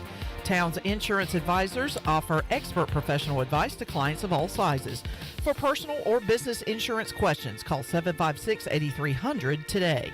Now let's head back in to PRL. Here's Clip. Back with you, Pirate Radio Live here on a Wednesday. Looking forward to some ECU basketball tonight. Going to be an emotional night in Minges Coliseum as the Pirates take on the Cincinnati Bearcats. And Patrick Mason will be on hand covering that game for the Daily Reflector. It's been a long time now, Patrick, but the last time we were in Minges, it was a lot of fun. Pirates won, and that's the last time they took the court. Had last midweek off, obviously had Saturday's games postponed, and haven't seen them in action in a while. Going to be odd for all of us old-time Pirate fans to not see the voice down on press row, but looking forward to tonight's game for multiple reasons. Sports, as Chandler said, sports is a healer, kind of. It brings us all together, something to root for, something to get excited about, and going to be an emotional night tonight. Yeah, sports has a way of, taking your mind off some things too and allowing you to focus on different things for sure. But yeah, definitely emotional. And, like you said, it's been, 11 days since they last played. I mean, they had the scheduled week off anyway, so it just kind of feels like a really extended break for them here. Before we dive into it, Chandler and I were talking during the break about Jeff Charles did his Eastern Carolina Legends on the Morning Drive show, and would talk about people from the East, not just in the sports world, but the arts, the entertainment, government, all of the above. And one of my favorites was when he profiled P.D. Pablo. Are you familiar with P.D. Pablo? Yes. You take your shirt off, wave it around the head like a helicopter. That's exactly what you do with it. And I believe, Chandler, he utters the words freak-a-leak in this. I'm about 95% sure, because there was one day we came across this about a year or so ago, and we died when he got to the part about the record freak-a-leak. Anytime you can hear Jeff Charles say freak-a-leak, you're going to want to hear it, and I want to hear it right now. Shirley Rhodes. After performing around the South, this Greenville rapper got serious and headed to New York in 2001. MTV took notice of his video, and Urban Radio championed his debut single. That single, Raise Up, took America by storm, breaking into Billboard's top 30 pop singles and top 10 R&B singles. His image is one of a black man representing the ghetto or the country, usually performing shirtless with no jewelry. Luminary figures like Busta Rhymes, Mystical, and Black Rob molded his career. Missy Elliott and Timbaland also became mentors and helped him develop his debut album, Diary of a Sinner. The album had mixed reviews, and a rap performer fell off the charts and performed sparingly for 2 years. 2004 marked a comeback, and it began with another album, Still Writing in My Diary, second entry. It was released, and the lead single, Freak-a-Leak, became a hit. It is a sexually explicit song produced by Lil Jon and reached the upper levels of the Billboard charts. Freak-a-Leak garnered endless play on urban radio and music television. It crossed over well to the female audience and became a club favorite overnight. A national recording artist with a style all his own, he's Greenville's contribution to rap and hip-hop. He's P.D. Pablo, and he's an Eastern North Carolina legend. This has been that's Eastern even better North than I Carolina remember. Legends. 2 freak-a-leaks, a Timbaland, a Mystical, Missy Elliott, sexually explicit, Missy Misdemeanor Elliott. Freak-a-leak. And of course, if you don't know Mystical, he once had the freestyle where he said, if you ever see what he said, if you see me in a fight with a grizzly bear, help the bear. Help the bear. That's what he said. Boy, Jeff Charles talking rap. And Big Rob. Black Rob, Chandler. Sorry. Big Rob, different guy. Black Rob, the guy you're thinking of. That's incredible. There you go, a little hip hop lesson for you, Patrick. From Jeff Charles. From Jeff Charles. I didn't know I needed that, but that was just great. Patrick, everybody's wondering, have you had soup since the last time we talked to you? No, I haven't, unfortunately. So we gotta rectify that somehow. It's not hot enough yet. Conan says that makes Freak-a-Leak sound like VCR instructions. Makes Freak-a-Leak sound like VCR instructions. Just like I can see what he's sort of trying to say there. Like very matter of fact. Dictionary definition kind of thing. Yeah. Sexually explicit. That is fun. We'll have to Maybe start playing more of those, Shirley, on the show this week. Yeah, because I mean, I've got plenty of them. There's an encyclopedia of them. Oh, yeah. Sitting on that computer. That was awesome. All right, Patrick, hoops. Speaking of hoops, last game you saw in Minji's was a women's win, correct? Yes. As they won 79-62 over Wichita State. They are at Cincinnati tonight and putting their sparkling 8-4 conference record on the line. And we were talking at actually the Super Bowl party. You know, it's a big deal when we're talking women's hoops at the Super Bowl party. Yeah. And about how Houston knocked off South Florida in an upset. I guess if Houston would have lost, East Carolina would have been in second, tied for second, something like that. Instead, they're in third, and they got a huge date with Houston coming up next Wednesday. But, man, Kim McNeil and this team have put themselves in a really good spot as they got 4 games left to go in the regular season. Yeah, and 3 of them are against teams below them in the conference. So, I mean, just kind of looking at that, you think there's some winnable games. And they're the second team, at least as of Sunday, second team in the conference to 8 wins. And they're just playing great. When I was talking with Kim McNeil on Sunday after the win, she got a little bit emotional just kind of talking about, like, the journey of where they came from because – you know, it definitely hasn't been all that great for ECU women in a while, and they were picked last by the coaches to finish, picked last in the conference. So they got a little bit of a chip on their shoulder there, and I mean they just been playing great. Honestly, they're kind of believing in themselves and just really playing some good basketball. It's fun to see. Was the weekend game the one where you were tweeting about you could hear her screaming? Or was that that was the one right before that? Okay. I mean, man, that was such an explosive. It was a timeout, and she just went. It was between the third and fourth quarters, and she just went nuts on her team, just saying like, you know, what are we doing? Why are we playing with our food here? And just let's go get it. And they came out and scored 17 straight points in the fourth quarter and just blew them out. Yeah. Last time we had her on the show, we talked about the strong fourth quarters, no quarter for ECU women's hoops, and have played well in second halves of games. They are on the road tonight. They'll be at home Saturday at 2:00. And then against UCF next Wednesday, big one against the Houston Cougars. So, Patrick, how are you spreading yourself out this weekend? You going to try to do baseball and women's hoops on Saturday? Yeah, what's the time of that? Do you have the time for the women's game? 2 and 2. Okay, yeah, it's going to be tough. I'm not sure. But I really think that, I mean, the big one's that Houston game on Wednesday for sure. So yeah, I'll definitely keep an eye on the women, and we'll see if I can bounce back and forth. We'll see how that works out. Speaking of ECU baseball, got a lot of over-unders for you, Patrick. Right. We're going to do that when we return.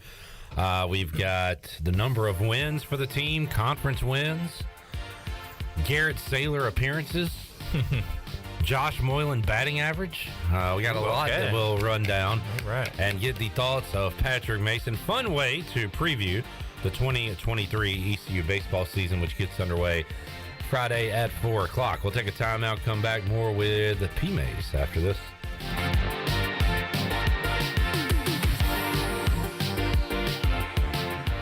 Winslow's is now Fifth Street Hardware Restaurant and Tap Room. With a brand new look, Fifth Street Hardware also has a new menu and serving lunch and dinner every Tuesday through Sunday and brunch starting at 10:30 on Sundays. What else is new? Well, they have poker every Tuesday night, Trivia Wednesday with DJ Captain Morgan, and on Friday and Saturday nights they have live music open till 2 a.m. serving light appetizers all night long. New look, new name, same location on Fifth Street. Follow them on Facebook and Instagram for more specials. Fifth Street Hardware Restaurant and Tap Room. Do you want to get rid of wrinkles, tighten and lift your skin, smooth your skin texture, erase veins and brown spots, get rid of unwanted hair and under-eye fat pads? Are you interested in Botox or filler? Contact the licensed professionals at Beauty Bar Medi-Spa for a free consultation and ask about our newest technologies and treatments. Learn more at beautybarmedispa.com, Red Banks Road, Greenville. Enjoy your visit, love your transformation, and go Pirates! Before you hit the road this travel season, be sure to get your tires inspected by the tire guys at Greenville Auto World. The Greenville Auto World service team sells all the top brands and economy tires if you need a new set. Need an oil change, state inspection, or AC repair? Greenville Auto World can work on any type of vehicle, and the monthly oil change special is only $29.99. Make an appointment now by calling 364-8730. For award-winning service, trust Greenville Auto World. If you wake up in the morning with a backache, feeling more tired than you did when you went to bed, you probably need a new mattress. And the best place to get that mattress is Factory Mattress. Hi, I'm Kirk Smith, General Manager. For more than 40 years, Factory Mattress has been Greenville and Wilson's local mattress dealer. We guarantee the lowest price on the area's best selection with over 50 models to choose from. No seconds or overruns. Factory Mattress offers only first quality direct from the manufacturer. Sealy Posturepedic, Beauty Rest, Stearns & Foster, and Tempur-Pedic. The most highly trained sales associates with over 60 years of combined experience. Same as cash financing with zero interest up to 48 months and free local delivery. Face it, to have a good day, you've got to have a good night. So sleep better knowing you saved money at Factory Mattress, locally owned on Greenville Boulevard in Greenville, on Forest Hills Road in Wilson, on the web at factorymattressusa.com, and a proud member of Pirates Supporting Pirates. Familia on Fire Tower Road in Winterville has a brand new updated menu. Open from 4 to 9 Tuesday through Saturday and 11 to 9 on Sundays, Familia has a variety of pizza combinations and classic Italian dishes that are sure to tackle your taste buds. Enjoy Thirsty Thursdays with $3 drafts with several local brews on tap. And who doesn't love brunch? Familia has Sunday brunch from 11 to 2. Follow Familia on social media for their pizza of the week for just $12. Visit online at familianc.com. Familia, that's Italian for family. With over 30 locations across North Carolina and southeastern Virginia, Quality Equipment is your local John Deere dealer, where you'll find everything you need for your next project. Our complete lineup of John Deere lawn and garden, agricultural, and commercial worksite equipment comes with years of experience, expertise, and dedication. We know what it takes to get it done right. Stop by today or visit us online at qualityequip.com. Hello, Pirate Nation. This is Jamie Cuccinella, inviting you and your family to come by Cuccinella's Pizzeria and Italian Ice. Cuccinella's has been serving our special family recipe New York-style pizza since 1932. We think you'll taste the difference in just one bite. When you come in for a pie, don't forget to try our house-made Italian ice or gelato. We make small batches every day from scratch with all fresh ingredients. Cuccinella's on Old Tar Road in Winterville and a new location coming soon to Uptown Greenville. This is Josh Moylan, and you're listening to Pirate Radio, the voice of the Pirate Nation.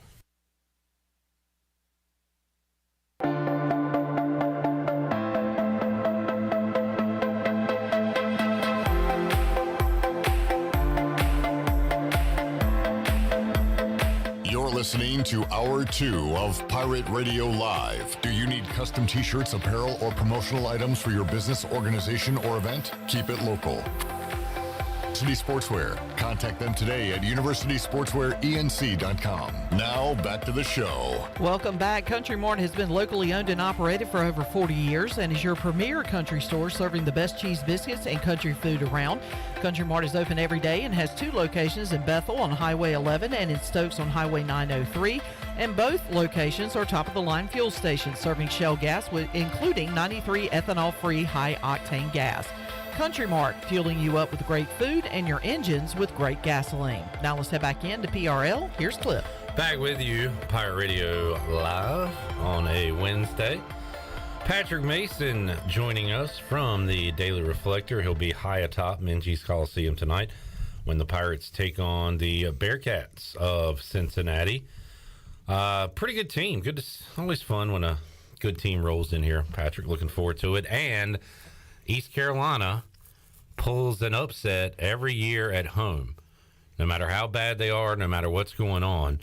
And they've got 3 opportunities left to do that because the remainder of their home games are going to be against teams that are going to be pretty hefty favorites starting tonight with Cincinnati. So will it be tonight? Will it be Houston? Will it be Tulane? It's going to be one of them. Yeah. Just not sure which one as of yet.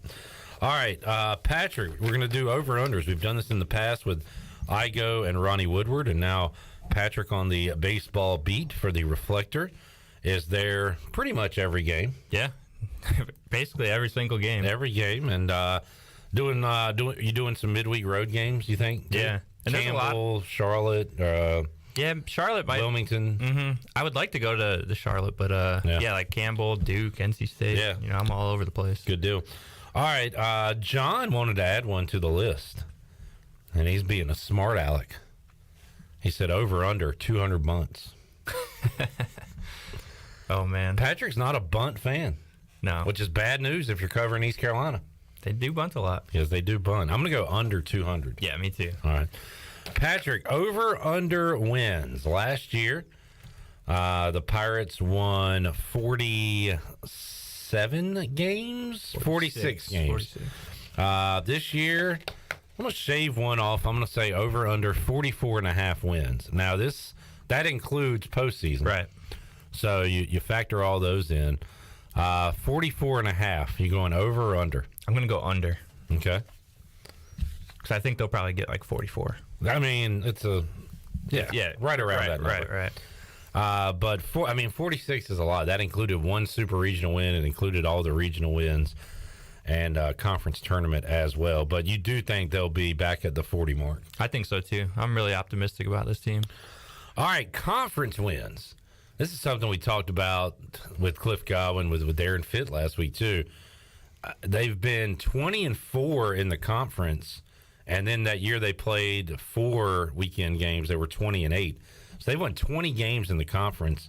I want to say 4 out of the 5, at least 3 out of the 4. I think 4 out of the 5, the last full seasons they've played. I mean, they can't do it again, right? I'm putting the over-under at 17.5. Okay. I think that's a fair number.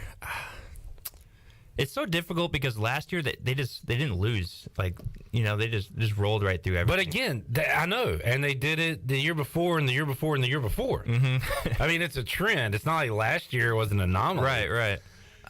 So what do you got? I'm going to go over. All right. Yeah, I'm going to think that trend. Even if they're right. 18-6, you win. Yeah. Which sounds crazy, but they've done it every year. Mm-hmm. And why not again? I agree. All right, well, the team leader in home runs have under 17.5.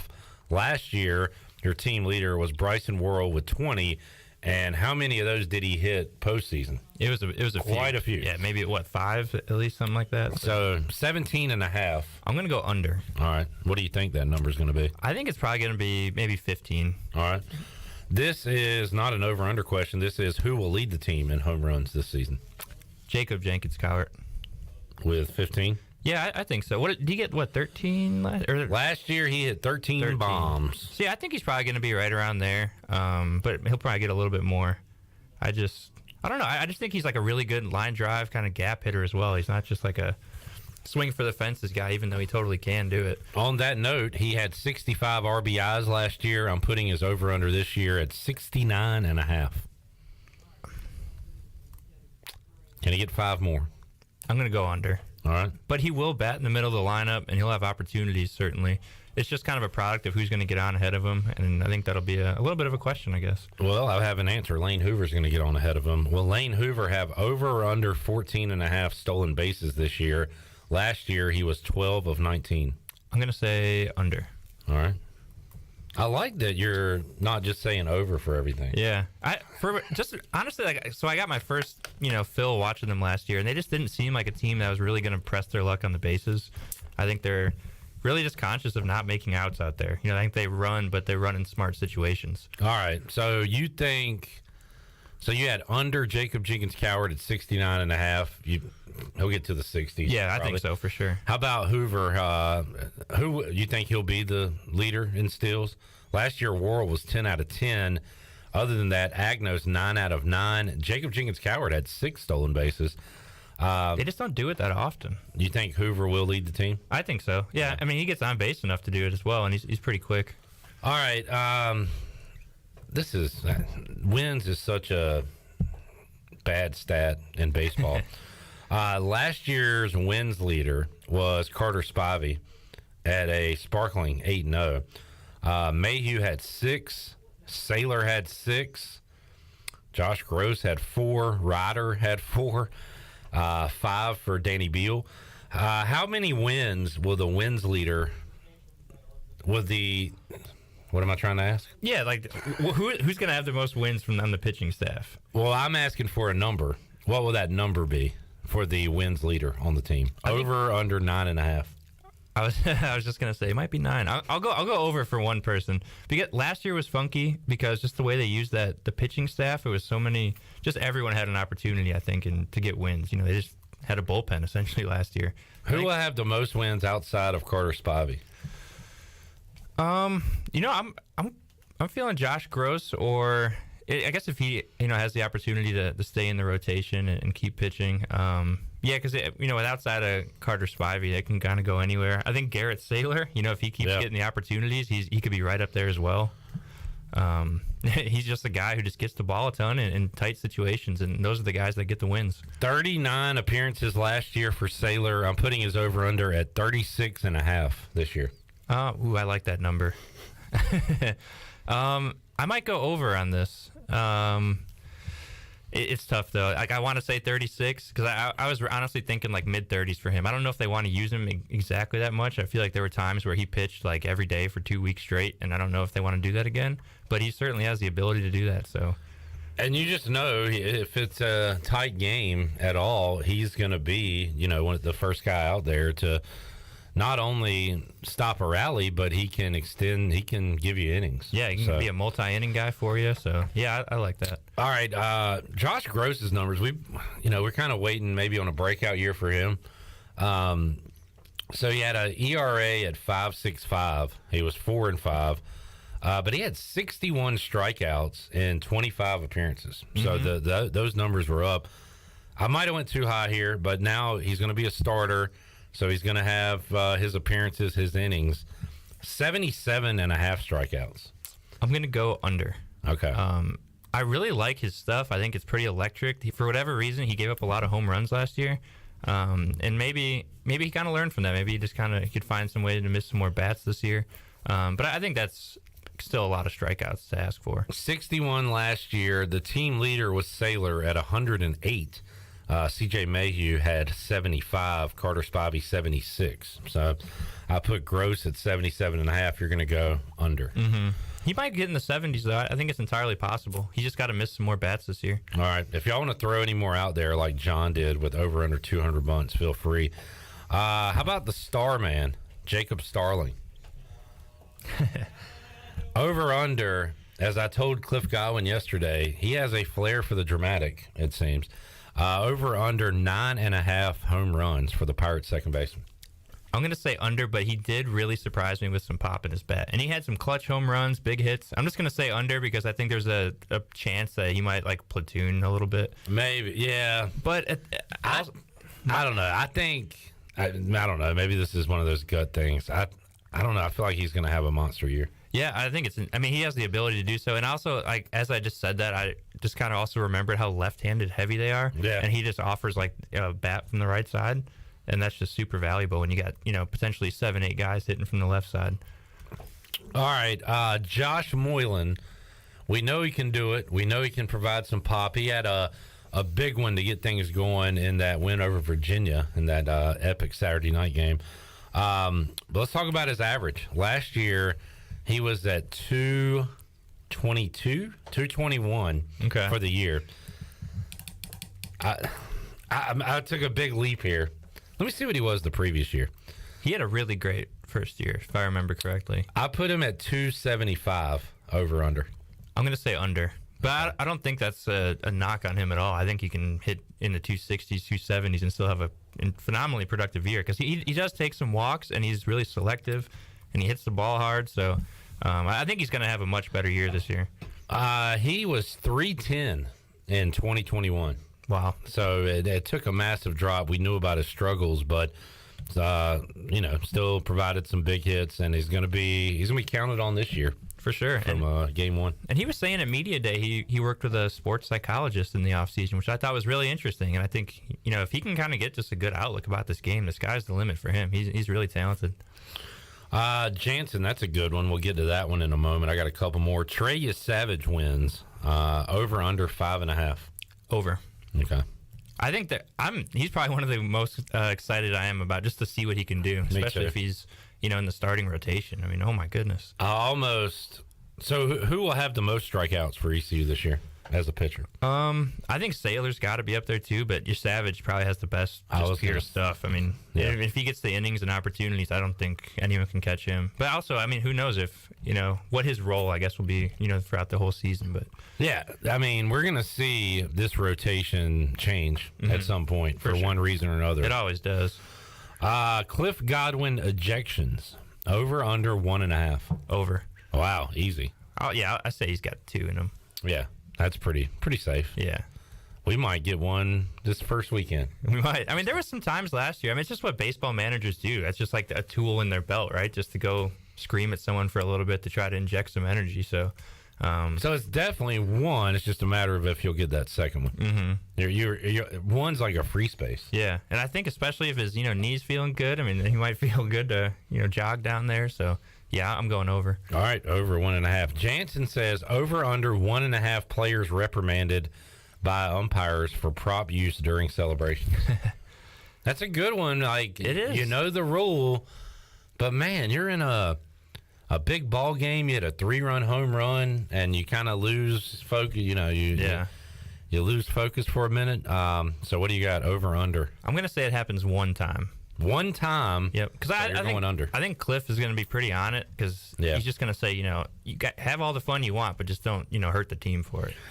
I think what he should do, though, because we asked him yesterday, what's the punishment? He said you get a warning, and then the second time it happens, the player, I guess, bringing the foreign object onto the field out of the dugout will be ejected.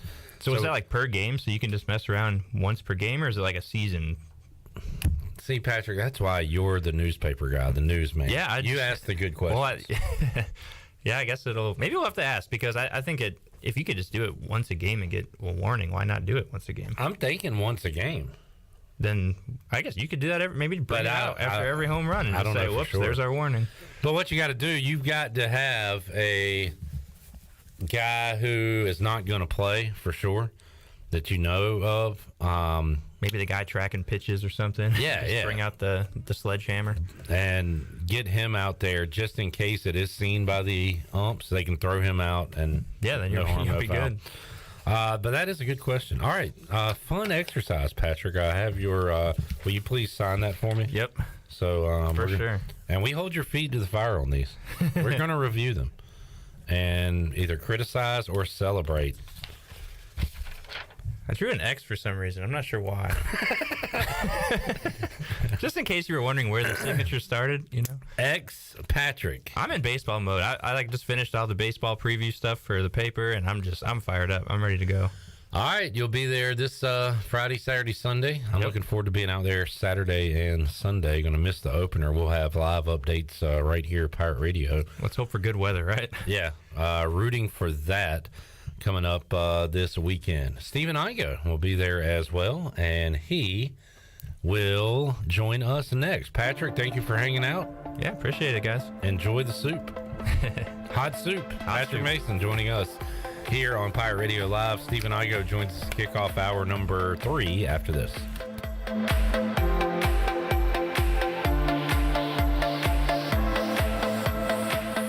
Deep to left field. This should be the ball game. Dale Murphy wins it for Atlanta. Hey, baseball fans, when's the last time you met a 2-time National League MVP and a 7-time Major League Baseball All-Star? Well, your chance is now, as Pirate Radio is bringing Dale Murphy, legendary Atlanta Brave, to Greenville on Sunday, April 2nd. Table sponsorships and ticket information's online now at pr927fm.com. Don't miss your chance to meet a living legend and hear Dale Murphy talk about his career, leadership, and there'll be a question-and-answer session. It's Dinner with Dale Murphy, Sunday, April 2nd. Details online now at pr927fm.com.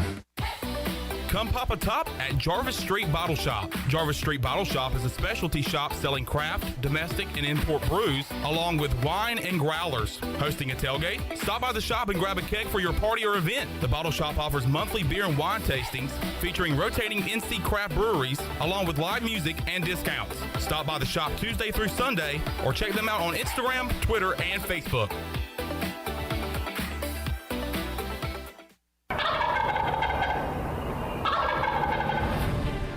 Saturday, April 8th, the NC Strutmasters Championship is back, presented by Leopold and coming back to Farmville. Turkey hunters from all over the country are headed east to put their skills to the test, and the top scoring birds will win big cash prizes up to $30,000. Plus live performances by Nate Hosey and the Carolina Treat Band. A weigh-in will be held at R.A. Wood Farms, 39 Vanderford Thomas Road in Farmville, North Carolina. Registration is now open for two-man teams at ncstrutmasters.com.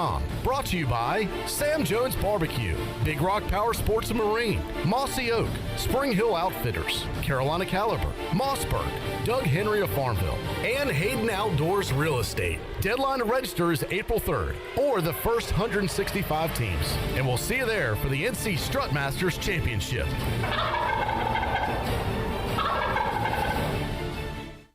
It's bow time. There's something special about the first bite of a Bojangles Cajun Filet biscuit. Like an edible alarm clock that slaps you awake with bold Cajun flavor. The moment you sink your teeth into that soft, fluffy, made-from-scratch biscuit, then strike gold with a juicy piece of fried chicken, you'll know. Nothing beats the first bite, except the second first bite. Get a Cajun Filet biscuit combo today at Bojangles. It's bow time. Hey Pirate Nation, this is proud ECU graduate and former baseball player Brandon Manning inviting you to join my team at Farm Bureau Insurance. Right now is a good time to review your coverage with a local trusted agent like me. I will make myself available before or after business hours, and my clients always have my cell phone number if they need anything. From home, auto, or life, give me a call today and let's talk about your insurance coverage and about the Pirates. Call 531-1812 and go Pirates! While you're sleeping, our whole hogs are slow cooking over wood to create that bite that Eastern North Carolina is known for. I'm Sam Jones, and for more than 3 generations, my folks have been the torchbearers for what whole hog barbecue is supposed to be. At Sam Jones, you'll find plenty of smoke, but no mirrors. Everything, and I mean everything, is made fresh daily, including our sides, sweets, and sauces. Come on over and see us at Sam Jones Barbecue, and I bet you'll be able to taste our passion in just one bite. Sam Jones Barbecue, Fire Tower Road. Have you ever seen those exotic aquariums like the guys do in Las Vegas on television? You ever thought about having one of these aquariums in your business? It's more affordable than you think. This is Hal Pruitt with rentafishtank.com. We can make having an aquarium in your business turnkey with no work, cleaning, or hassles for you. Rentafishtank.com creates a relaxing atmosphere and keeps children occupied. Rentafishtank.com already services many dental, pediatric, and doctor offices, plus hospitals and senior living centers. Check us out at rentafishtank.com. This is Pirate Radio, WGHB Farmville, 1250 and 92.7 FM Greenville, WDLX Washington, 930 and 104.1 FM Washington.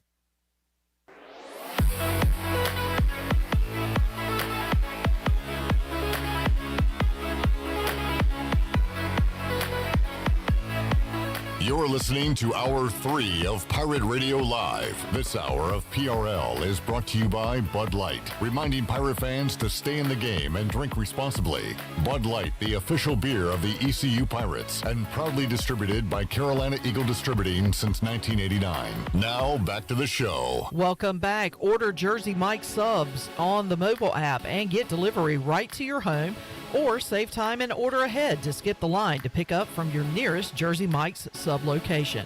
Jersey Mike's, a sub above. Now let's head back into PRL. Here's Clip.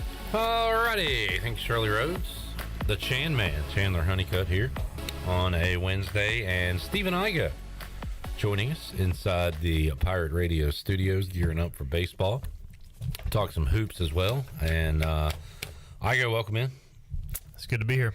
Igoe, I know you, like everyone, respected Jeff and had the kind of cool deal that I had, too, where you grow up and he's one of your heroes, legend, icon, and then you say never meet your heroes. Jeff was a good one to meet because he was such a great guy, and to have sports talks with him, I know you've had countless ones of those over the years, and talking about Pirates, talking about probably Mariners and all kinds of stuff, and just I hadn't talked to you on the air since then, so just kind of your memories of the voice.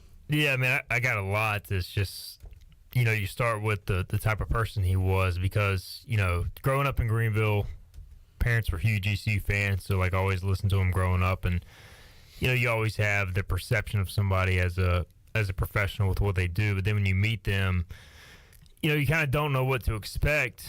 Like, is this guy going to be a jerk? He's kind of famous in this area, and he was the complete opposite of that. I mean, he was always welcoming, open arms, always had advice, always would talk about any random thing you want to talk about, sports related or otherwise. And yeah, just still can't really believe it. I think when we walk inside Minji's later, I've said all week, it's really going to hit me because you always see him pregame, behind the scenes, getting ready. He's always in his chair, an hour before tip-off and doing his thing. Kind of like you were saying, like basketball is kind of what I really associate him with because all the road games, whether it be live stream or just listen to the radio, always listen to his call more times than not, especially like some of the random games over the years before ESPN Plus televised everything. And just all the phrases he would use. House of Horrors. House of Horrors. Airborne and good for every free throw. To the lane. Yeah, that went in. Nothing but the bottom of the net. Touched every part of the rim. And in Stop, and out. pop. In and out. Stop, pop. So, like, I always thought basketball was what he was. Rimming out. Yeah, he was just great at basketball. I We mean, had a lot of shots rim out over the years. Plenty of missed shots that he called. Plenty of terrible basketball performances, and obviously the great ones. I went back and listened to y'all's show from yesterday, this morning, and those hoops ones were cool. Yeah, those were awesome, man. But it's just it's still it's hard to fathom. And my dad. I shared this story on the podcast, but he would be, one of the guys that would go to the games with their portable radio and listen to the games. And as a kid, I was like, well, why do you do that? You're already at the game. Like, why don't you take in the game? And then, like, as you get older, you understand why he did that, because Jeff Charles was that good, and he added that much to, watching the game. Obviously, you see it one way, but him calling it adds another factor to it. So he will certainly be missed, but as many have said, we'll always remember him for, the legacy he leaves. Chandler, you told me a story off the air. You told me a lot of good stories off air. You should start bringing them on air, and I'm going to force you to tell that story right now. Well, I mean, growing up, my dad's a graduate of 91 here from ECU, and I grew up going to football games and listening to Jeff at the tailgate lots at Elmhurst on his pregame show. That's really when we knew we needed to head into the game, and I always hated, being at the games was awesome, but you didn't get to listen to Jeff. And I noticed there was this one guy a couple of rows in front of us in section 15 that always had these headbuds in. And I remember asking my dad, I was like, hey, what is he listening to? And my dad was like, he's probably listening to Jeff. Like, he's probably listening to the game. And then at that point, a light bulb went off in my head, and I made my parents get me a portable radio. So I started listening to Jeff, and then I had people asking me, all right, who's hurt? And I'd say, all right, Khalif Mitchell's ankle's hurt. He's questionable to return. All right, Marty Fuhr's saying that such and such guy is out for the rest of the game. So I had people asking me. So I was like the go-to guy to say, all right, how's this guy? What's the update on this guy? But the biggest thing I wanted to get it was to be able to listen to Jeff. And the play would happen, and me wanting to be a play-by-play guy at some point, it was cool to see a play happen, and then I wanted to see how Jeff painted that picture. So that was a really cool way of kind of learning his way of play-by-play. It's not going to be close to the same ever again. No. And all those times that Shirley and I would ride together to games to go sit in the press box, or this past year, Chandler, you and I riding together to go watch the game before we had to get back here for the fifth quarter. So we'd leave after the pregame. By the time we get in your car, it was Jeff Charles with the kickoff, the crowd in the background, and you just always look forward to that. You always know it's going to be there, and like it's not now, and it's that's the thing that hurts the most. Tonight, leaving the game, I loved Jeff's interviews with the players. He really enjoyed those guys, and getting to know Ezra, because he would slip in a non-basketball question every now and then, but definitely won't be the same. You mentioned, and I was giving you a hard time while you left the SMU game early, and it turned out, you ended up hearing his last call as far as basketball, which is pretty surreal. And obviously it was a great thing looking back on it for you to be able to listen to that, because that was a great moment for what now is a tough reason, but something you can always remember for sure. I meant to tell Patrick, I'll tell you, Stephen, I will be leaving tonight's game a couple minutes early to go over to AJ's for some trivia. Unless it's, tied with a minute left. What if the Pirates are up by 3 with a minute left? Up by 3. 1 possession game. 1 minute left. I'll stay. I'll probably, if they get fouled with 42 seconds, hit that free. No, I'm going to have to stay longer than. Yeah. It's got to be around 5 one way or the other. Okay. For me to head out tonight. What if we get overtime? I'm there. What was there was a Wednesday game earlier this year. Did it go to OT? Or did it, because I'm trying to remember, I got to trivia really late. It either went to OT or it was just a long game with a lot of fouls at the end. But anyway, yeah, I'll stick it out if it's close.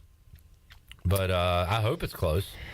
Yeah, last time they played this team, it wasn't close. It was, which they hit, 10 or 11 threes in the first half. That was just and then came out and hit like 3 to start the set. I was like, all right, they're going to cool off. Maybe we can make a run. No.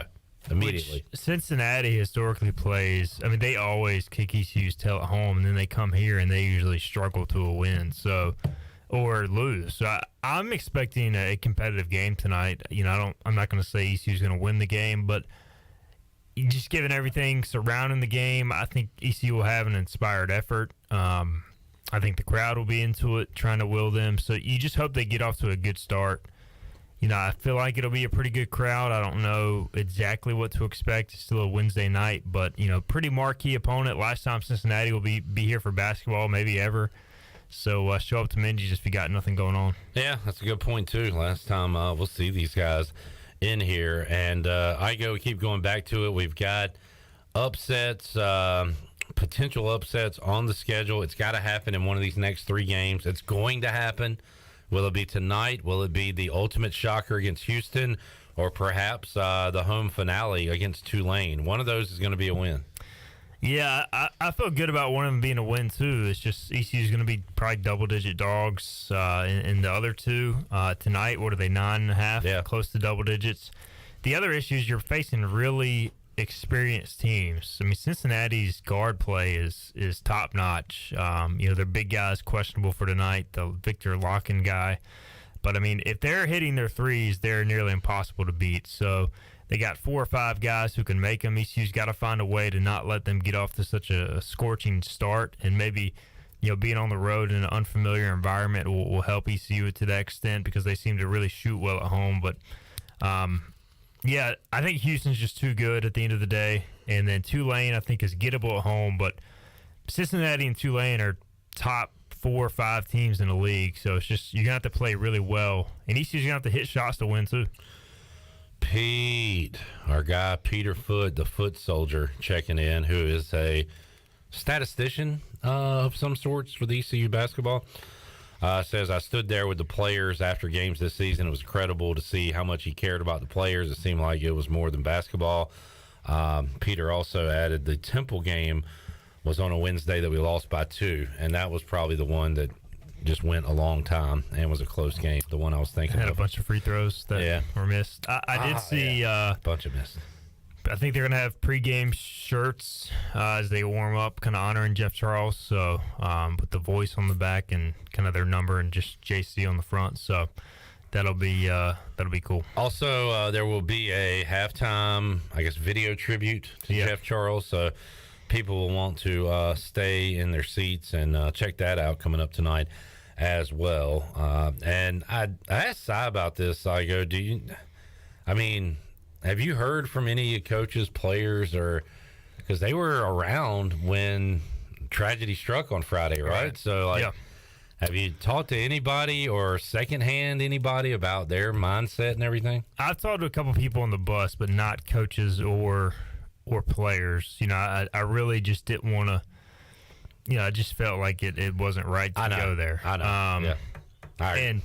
But it's a fair. It's a fair question. I've had a lot of fans ask me the same thing because, it did happen in front of the entire travel party, including many members of the team, if not the entire team and the coaches. So, yeah, I mean, you just don't see that happen in person and just move on from it within 4 days. So I think it's fair to question what their state of mind is going to be tonight. I mean, that's not being negative. That's just the reality. So hopefully motivation, I think it'll certainly be there. Hopefully it plays to ECU's advantage. The emotions of tonight, it can definitely be a detriment too if you can't handle your emotions. So, but it's certainly a factor. I think it's fair to say that for sure. And it's going to be a quite a night in Minges, I think. Yeah, sometimes we see these things in sports. The Brett Favre game after his father died, where he was throwing passes that would have been intercepted every other game he ever played, and they would fall through the hands of the defender. That was still the most amazing game I've seen live, I think. Yeah. He was just up there chunking it, man. It was just like... It would go through two, was it like the Raiders, I think, okay. Yeah. Two defenders' hands into the guy's arms. But, we've seen these kinds of things in sports. It would be awesome to see the Pirates put one together tonight for the Voice. And, win or lose, they're going to be playing hard for themselves, the coach, the school, but certainly Jeff Charles. I know these guys, and even past guys, too. It's been really cool. Igoe, just off the top of my head, Trayvon Brown, even Brandon Suggs, who left the program, talked about how nice Jeff was to him and his family. I've exchanged words with Akeem Richmond and James Legan over the last couple of nights, and Holden Ahlers, obviously, but players from all different years, all different decades, talking about the Voice and their relationship with them and how much they thought of them. Yeah, I mean, I think when everybody comes here as a coach or as a student athlete, you kind of realize his legacy pretty quickly. I mean, even, from our perspective, like, we've interviewed a lot of guys who go into the NFL or NFL players, high-level coaches. But, when I had the chance to talk to Jeff Charles, I still remember, like, I've been starstruck by a couple people, and Jeff Charles was one of them when I first entered the business just because of his stature. And, like, I remember being starstruck in a Cam Newton press conference when I was covering the Panthers, and I remember being starstruck seeing Jeff Charles. And, like, that's the level he was at. As somebody who grew up as a ECU fan. So. Not only is he's got the physical stature, but he just has that presence. The voice is the same one you hear 100%. Calling all your favorite highlights when he talks to you in person. Yep. So like it's right there in front of you, man. He's got the same pronunciations. I mean, he obviously kicks it to another notch on the air, but really not that much. I mean, he kind of carries himself in real conversation as he does, when he was on the air. I was talking to Brian Meador last night, and he mentioned that if you called Jeff and got the voicemail, it's, "Hi, you reached Jeff Charles." Like he's doing a damn game on his voicemail, and it's awesome. All right, let's take a break. We'll come back, talk Pirate baseball. Let's do it. Look at some other stuff going on around the sports world here on a Wednesday edition of Pirate Radio Live. Back with you after this.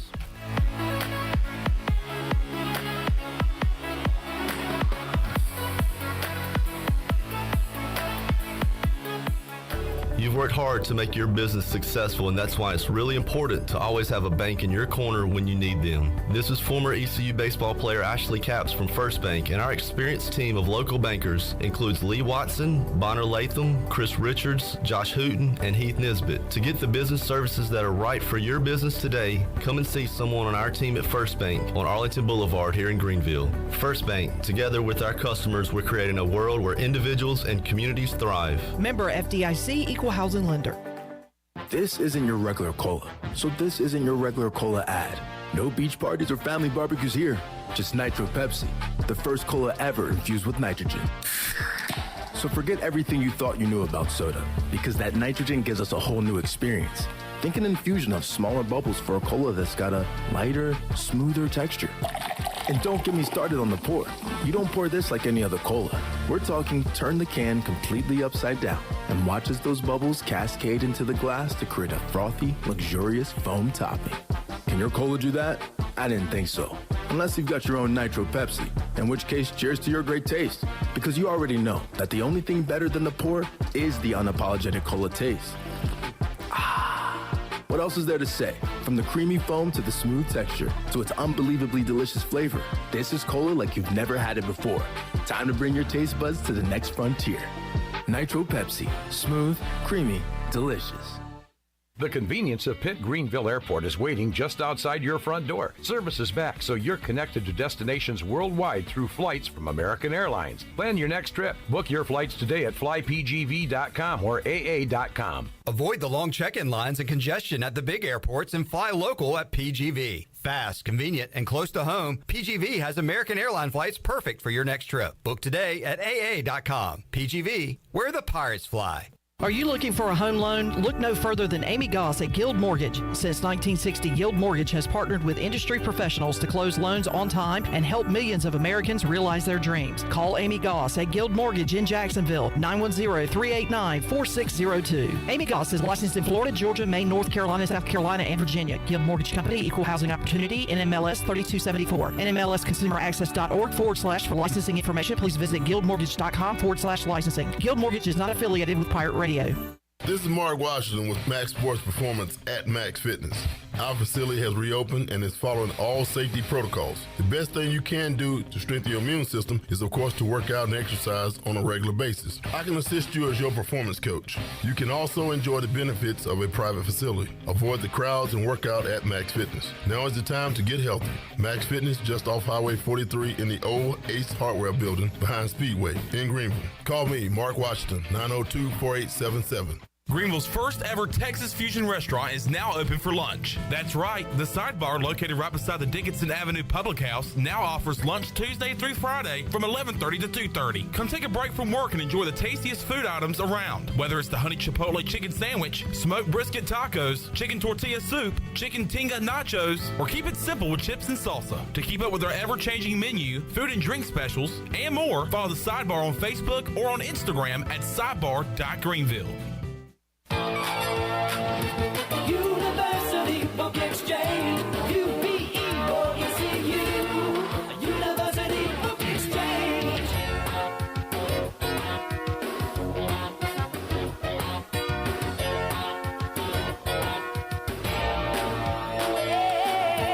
University Book Exchange, UPE-ECU,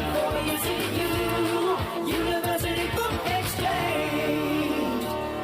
Pirate Radio. It's going to change. I promise you. As I stand here, it will change. Okay, and when it does, that stadium, it's going to be rocking, and heaven help whoever walks in there to play us. The voice of the Pirate Nation.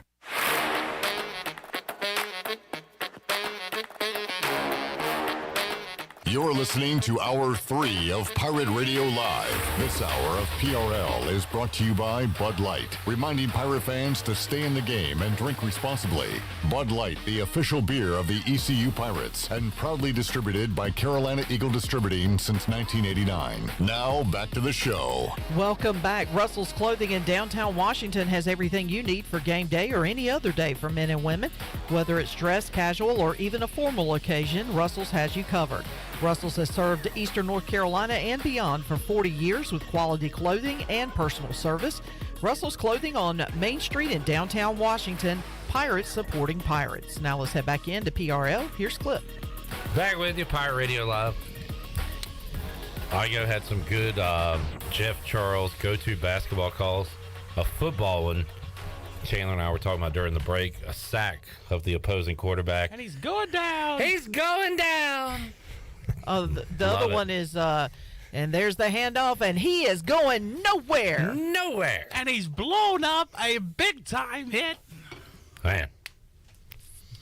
Good stuff. It's good stuff, man. Hey, man, that's the good stuff. Steven, you know that women's basketball is making waves when it's a conversation point at a Super Bowl party, as it was on Sunday night.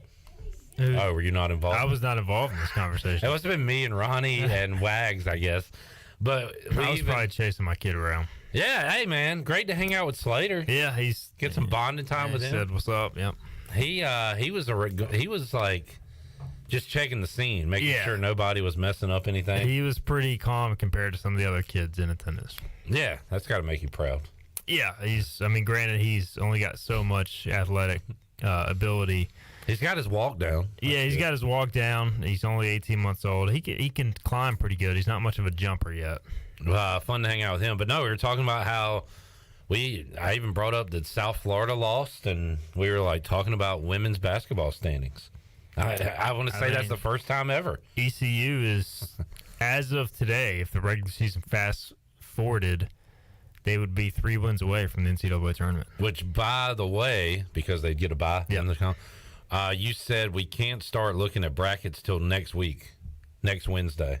So next Wednesday, we'll do a look at the women's and men's conference tournament bracket and talk about the Dickies Arena action that'll be going on. The weird thing about the women's schedule is they have their bye week after the regular season finale for them. So they have a long break between that and the conference tournament, whereas like the teams they're chasing or right around them, a lot of them are playing 2 games after ECU plays on the 25th. It's a really weird setup. So they play at Tulane the 25th, and then they won't play again. So the tournament starts Monday, March 6th, but likely for them might not be playing until March Tuesday. So, yeah, that would be a long layoff. But Kim McNeil's team playing well. They will be on the road tonight at Cincinnati.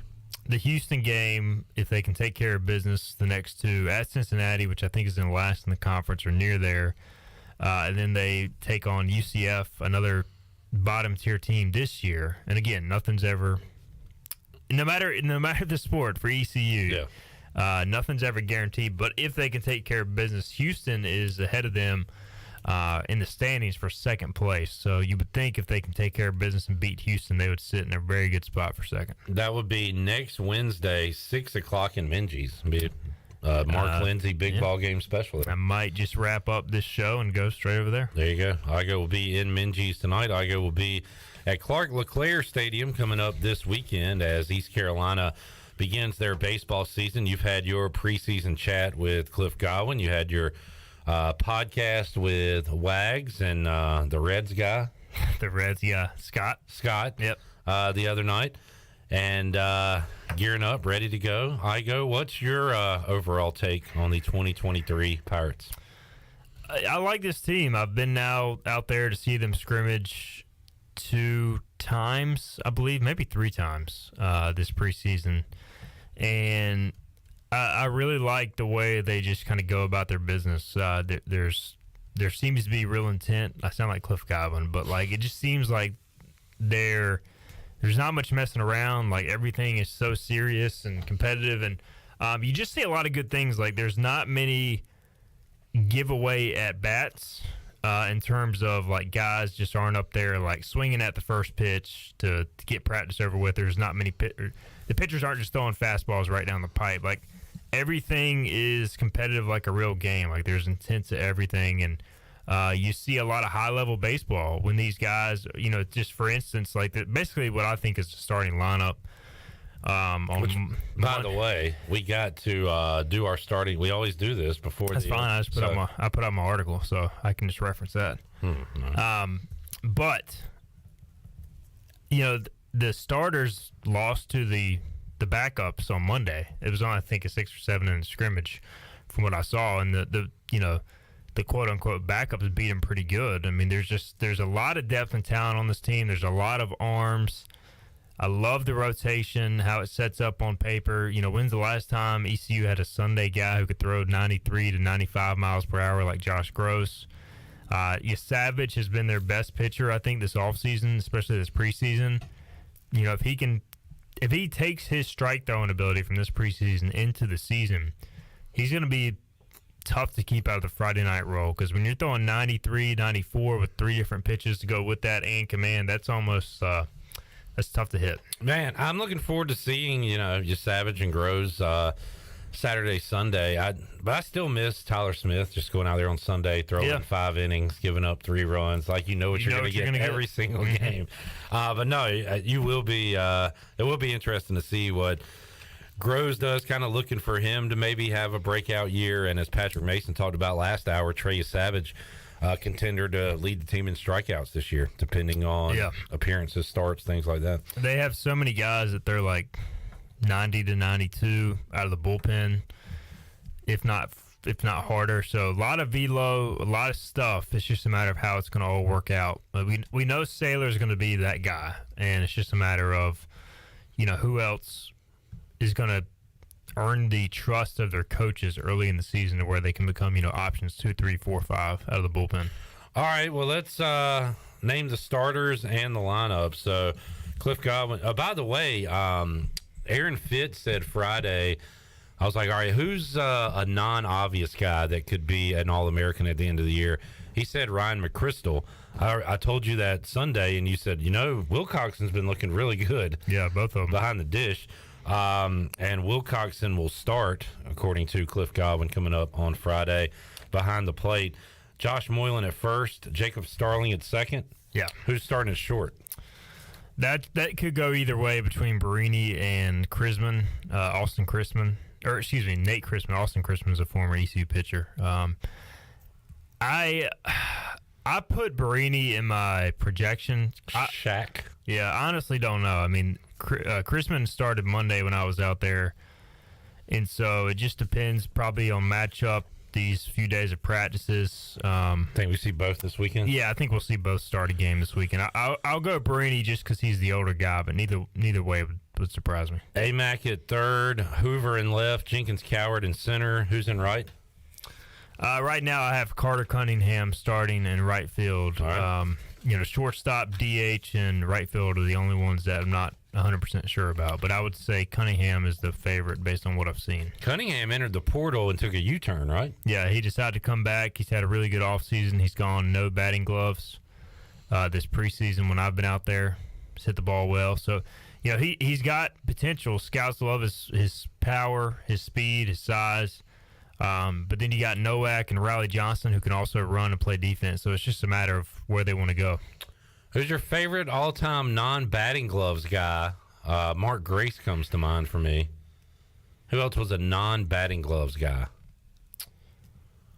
Non-batting gloves guy. Was Albert Bell a non-batting gloves guy? I might be getting that wrong. When I was growing up, I feel like Harrison Eldridge for ECU didn't hit with batting gloves. Here's a throwback.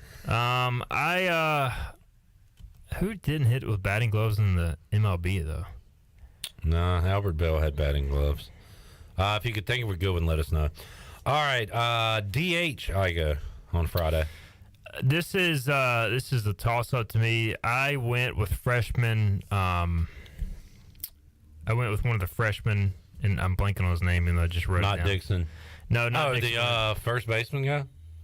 Yes, power hitter, right-handed guy, 35. I don't know why I can't think of his name. I got it in the article I wrote today. Cam Burgess out of South Brunswick. And he's DH for both teams for multiple scrimmages. I've been out there. Part of that is because he's more of a hitter than a defender right now. But is he a righty? He's a righty, and so you got all sorts of options here. If McChrystal's not healthy, which I don't have my lineup based on what Cliff said yesterday, but he could DH. Burgess could DH. Cam Clonch could DH. Wilcoxon could DH if McChrystal's catching. Dixon Williams could DH. I wouldn't. You mentioned Riley. Yeah, I wouldn't rule out Riley Johnson or Luke Nowak if they want to go speed. So they have 7 guys who could theoretically DH. All right, but I'm going Burgess just because he's hit the ball well when I've been out there. All right, we've got that filled out. Now let's go 1 through 9 real quick. Cliff Godwin. Are you filling this out as Clip Brock or Cliff Godwin? Because I did mine. I'm filling this out as Pirate Radio Live with Clip Brock featuring Stephen Igoe. So you're not pretending to be Cliff Godwin as you fill it out? No. Oh, well, I pretended what would Cliff do? That's how I'm trying to guess the lineup. My feature. Okay, all right. My feature is project the lineup. You tell me what we're doing. Project the lineup is what we're doing. We're projecting the lineup. So, we're supposed to guess what Cliff is. I just want to get it right so I can give Cliff. He's not going to. Oh, no, 100%. What you said. Did you hear us yesterday? Yeah. He loves an untraditional leadoff guy. So does that mean Jacob Jenkins Coward's leading off? I think JC's leading off. I mean, he's led off when I've been out there. Okay. And maybe they're just trying it out, but it just feels like it. We love a Lane Hoover 2-hole here at ECU. I think that's a slam dunk. Man. Okay. All right. I think the top 2 I feel really good about. All right. Now, if he throws a curveball and goes Hoover leadoff, that could change the whole thing. But I think JJC is leading off. Now, from here on is where I just don't know. I'm going to go – you want to go AMAC hitting third? Where do you got AMAC in the lineup? I'm going to go by you. You know more. You've been there. So, my gut feeling is either – so, in my projection, I've got Will Cox in third and Starling fourth, but I can see it the other way around. Okay. We know that Starman. He doesn't. I think Agnos hit 4-hole last year to begin the year. Like, he doesn't mind putting a power guy in the 4-hole. Turner Brown's hit there. I was going to say, who's the shortstop that used to hit? Lane Hoover's hitting the 4-hole before. So to me, he loves the Ryder. I think Ryder may have hit there. He loves breaking up his big boppers with kind of like somebody who would be considered somewhat of a. Well, I would say Starling's got pop. Like he definitely does. I mean, he's just not like, like you would think AMAC or Moylan as big guys, big physical presences would be more that traditional mold. But I think Cliff just kind of doesn't really care for that. Well, we got some boppers still to place here: 5, 6, 7, 8, 9. So AMAC, Moylan, who you going at 5? At 5. I went. Who did I put at 5? I think I put AMAC at 5. I was going to pull up your article. I always go to the board. Like, how do I find just your? Yeah, I got AMAC at 5. All right, AMAC 5. I mean, but you can do your own lineup too. You don't have to just follow mine. I feel like you're just following mine. I am. Because 6-hole, I guarantee you, who I have in the 6-hole is not who you're putting in the 6-hole. All right, I'm going Jacob Jenkins Cowart, Hoover, AMAC third. Moylan fourth, Wilcoxon, Starling, then you got Burgess, Cunningham, Shack left. Is that right? Yeah. Give me, let's see, Burgess, Cunningham, Barini. So I'll go Burgess, Cunningham, or Barini. Burgess, CC, Shack. CC Sabathia. To close out mine. All right, so batting sixth for Stephen Igoe in the head of Cliff Godwin. Shack. I mean, I think what you're doing is you're going complete Godwin mode here. Yeah, that's crazy.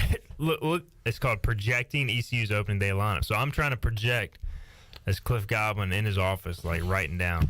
Now I got to click on an article and see your face talking. I mean, come on. Would you rather it be some random CBS Sports HQ guy? Fair enough. Would you rather it be Reds guy, Wags, and myself? I like it. All right. Hitting seventh for the Pirates will be. Hitting seventh, I have Joshua Moylan. All right. I think that's a good bet to have that late in the lineup. He's a guy who could hit anywhere from 3 to 8. We were talking about his numbers with the over-under with Mason earlier, and I had Moylan at 275, which I was like, is that too much of a leap? He hit 310.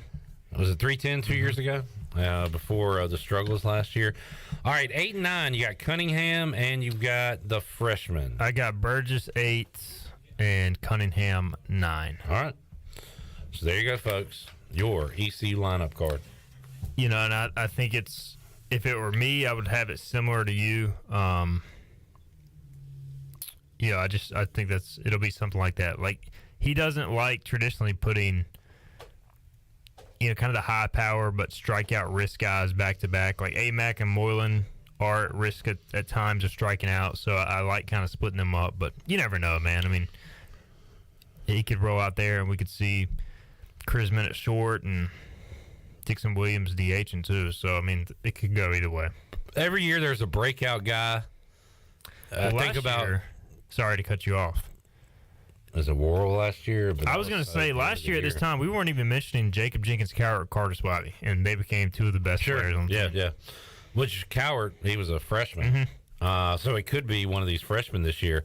I like Starman, Igoe. I hope, and Patrick put a star by his name. Patrick said that there could be the potential of like a platoon situation. I'm just hoping that he hits so well he can't be taken out of the lineup. But you do have Dixon Williams, right? They can play second. Barini, like Rasmussen, He hit a home run off Josh Gross. He's the left-handed hitting second baseman / third baseman who could play. So there could be a chance we could see him out of the lineup because there's other guys, but I don't know, man. If he puts it together, Cliff Godwin said some good things about him yesterday. I mentioned how he has the flair for the dramatic. Cliff Godwin says that's awesome, but we got to get him consistent. Yeah. Can he hit in the third inning of a 5-0 game instead of like 2 outs, bottom of the ninth? You got to have him hitting. But I like Starling to break out this year. Yeah, I like Starling too. He did something the other day that I haven't seen him do too much of. He went opposite field, burned the right fielder with a double. And last year he showed more of his power to the pull side. Not that he's going to go out there and hit a bunch of opposite field home runs, but he showed to me he can, just be more than a pull hitter, which he did at times last year. So I like seeing that. My pick would be Justin Wilcoxon. All right. Defensively, he's blocked everything I've seen. His ability to throw down a second, like his transfer and his throwdown has been money. They rep that pretty much every inning. They take BP during scrimmages or, in between innings. And quick transfer, puts it right on the money. And when it's like a tick off, he's very frustrated with himself. So you could tell he's worked a ton on that. I feel like his game has grown a lot. And you mentioned this, Igoe, like if everybody's healthy, you could see Wilcoxon and McChrystal in the lineup. Yeah, I think they'll be in the lineup a lot together because it's not like they don't have a third catcher. Nick DeLisi's a freshman, so if something happens to one of those guys, they could use DeLisi as a backup catcher. Because if you do DH your backup catcher, then theoretically, if A gets hurt, you put B in at catcher, you lose your DH. Right. And then we get to see Garrett Saylor hit, put his 500 batting average on the line. All right, good stuff. That got me ready to go for this weekend. East Carolina, excited. George Washington. We talk about all these guys, and there will be somebody who comes off the bench this weekend, probably like a Riley Johnson or Luke Nowak or Rasmussen, who ends up having a big hit in the coming weeks. Like, we just see it so much with this program because they are so deep, and it feels like there's multiple ways they can go. I like this team the closer we get to the season. As long as they stay healthy and, stay on the right path, I think they got a chance to be really good. Good stuff. Follow Hoist the Colors, obviously. Igoe will be out there this weekend. Pirate Radio will be as well. I got one more segment. Yeah, You got to go. I got time, man. I'm just going straight to the arena. So, all right. As am I. Shirley, let's make somebody a winner. What do you say? Booty, booty, booty, booty, booty everywhere. Booty, booty, booty, booty, booty everywhere. Hannah Manning's favorite player that did not wear batting gloves was Brandon Manning. Her lasting impact. Vladimir Guerrero. Moises Alou was a no batting gloves A guy that I kept picturing in my head, and I Dale had to Murphy. look. I think so, but I have seen pictures of him wearing one batting glove. But I think for the most part, he was a no batting gloves guy. I don't ever remember it. Yeah, the bat wiggle is what I emulated for a long, long time. But a guy that I pictured in my head, and I had to look him up, Evan Gaddis. Oh, yeah. Evan Gaddis was a big no-glove Braves, guy. Astros. A guy that's, I believe, currently playing, Matt Carpenter, doesn't wear gloves. Was the freaky guy, who's the outfielder for the Giants? Hunter Pence. Pence. Was he a no batting gloves guy? Yep, I think he went was back too. and forth. All right. What are we giving away? What caller? A $10 gift card to Familia, and I'm caller 6. All right. Caller 6, 317-1250. We're back. Batting gloves free after this.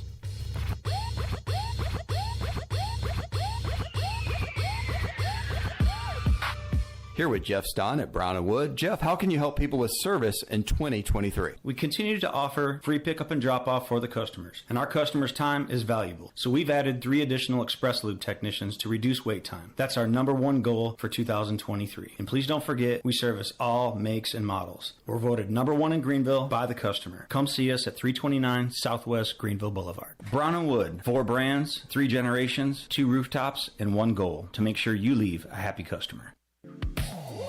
Bud Light was brewed to be delicious and easy to drink beer, even when little things in life are hard, like when the game is going into overtime, but you have even more time to enjoy it in a fresh Bud Light. Bud Light, easy to drink, easy to enjoy. Pick up Bud Light at your local retailer today. Bud Light, the official beer of the ECU Pirates, and proudly distributed by Carolina Eagle Distributing since 1989. Enjoy responsibly. Anheuser-Busch, Bud Light Beer, St. Louis, Missouri. My whole business just went up in flames, but my agent was there before the fire was out. We started a plan. I've got 25 employees who could be out of a job if we didn't get this place running again. My independent agent and auto owners insurance, they made sure we didn't skip a beat. I mean, we didn't miss a single payroll. That's incredible. For whatever lies ahead, we're always there. This is Norm Bryant with Town Insurance in Greenville. Call me today at 756-8300. Go Pirates. Hello, Eastern North Carolina. If you're looking for a great place to work with competitive pay and a multitude of advancement opportunities, Pitt County Schools is hiring. We employ over 3,500 people, and we're one of the largest employers in our community and region. Pitt County Schools is currently seeking teachers, bus drivers, school nutrition personnel, facility staff, custodians, clerical staff, and more. We offer advanced leadership opportunities for our educators and competitive pay for our skilled labor force. Come work for a diverse, thriving school system and be an important part of ensuring success for the students of Pitt County who are the future of Eastern North Carolina. To fill out an application, visit our website today at pittschools.org. That's pittschools.org. And remember, education is truly a team effort. Pitt County Schools. Live and lead. With over 30 locations across North Carolina and southeastern Virginia, Quality Equipment is your local John Deere dealer, where you'll find everything you need for your next project. Our complete lineup of John Deere lawn and garden, agricultural, and commercial worksite equipment comes with years of experience, expertise, and dedication. We know what it takes to get it done right. Stop by today or visit us online at qualityequip.com. Are you one of the estimated 17 million people in the U.S. suffering from dry eye disorders that are not resolved using over-the-counter or prescription eye drops? Ask ArcPoint Labs about Serum Tears, a natural dry eye solution. At ArcPoint Labs, Serum Tears are tailor-made for you from a quick blood draw, providing a sterile and natural option to help those with dry eye conditions. Contact your ophthalmologist or optometrist for a prescription or contact ArcPoint Labs to help you find one. Visit ArcPoint Labs' new location on Dixon Avenue near the intersection of Arlington Boulevard or schedule online at arcpointlabs.com. Do you suffer from chronic aches, pains, or muscle tightness? Hey, I'm Jordan Mikesell with Bodies in Balance in Greenville. With degrees in physical, occupational, and massage therapy and certifications in stretching and flexibility, we know how stretching and massage can bring long-term results so you can live a pain-free and healthy life. Continue enjoying the activities you love by calling or texting 252-916-4530 to schedule your first stretch consultation or massage today. For more info, visit bodiesinbalance.com so you can start living an active life today. This is Garrett Saylor, and you're listening to Pirate Radio, the voice of the Pirate Nation.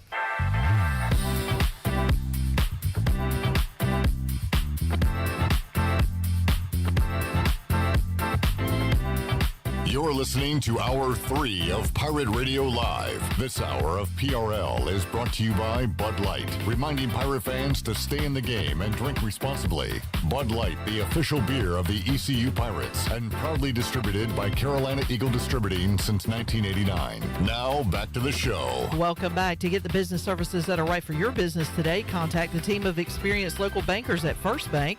The team includes bankers you can trust like Ashley Capps, Lee Watson, Bonner Latham, Chris Richards, Josh Hooten, and Heath Nesbitt. First Bank, together with their customers, they're creating a world where individuals and communities thrive. First Bank on Arlington Boulevard in Greenville. And congratulations to Patrick Davis of Pine Tops. Picked up a $10 gift card to Familia. Familia is your place for great Italian food. Whether it's great New York-style pizzas, homemade meatballs, lasagna, chicken parm, or the delicious homemade desserts, Familia is a winning play every time. For dine-in or takeout, make Familia your go-to play when you have a hungry team. Familia on Fire Tower Road near Pitt Community College. Now let's head back into PRL. Here's Cliff. Kenny Curling says Pirates 68, Cincinnati 65 tonight in Minges Coliseum. Man, that would be awesome if that were the case. Again, when we start talking about baseball, Pirate fans start pulling these out. John Monroe earlier, we were talking over-under, said over-under 200 bunts for the Pirates this year. Bunt attempts? Jack says, will we bunt more, and why will we bunt more? So the bunt people are out before the season begins. We're going 200 bunt attempts or bunts? I think he was just being I was going to answer the question, but all right. 200 bunt attempts. Over.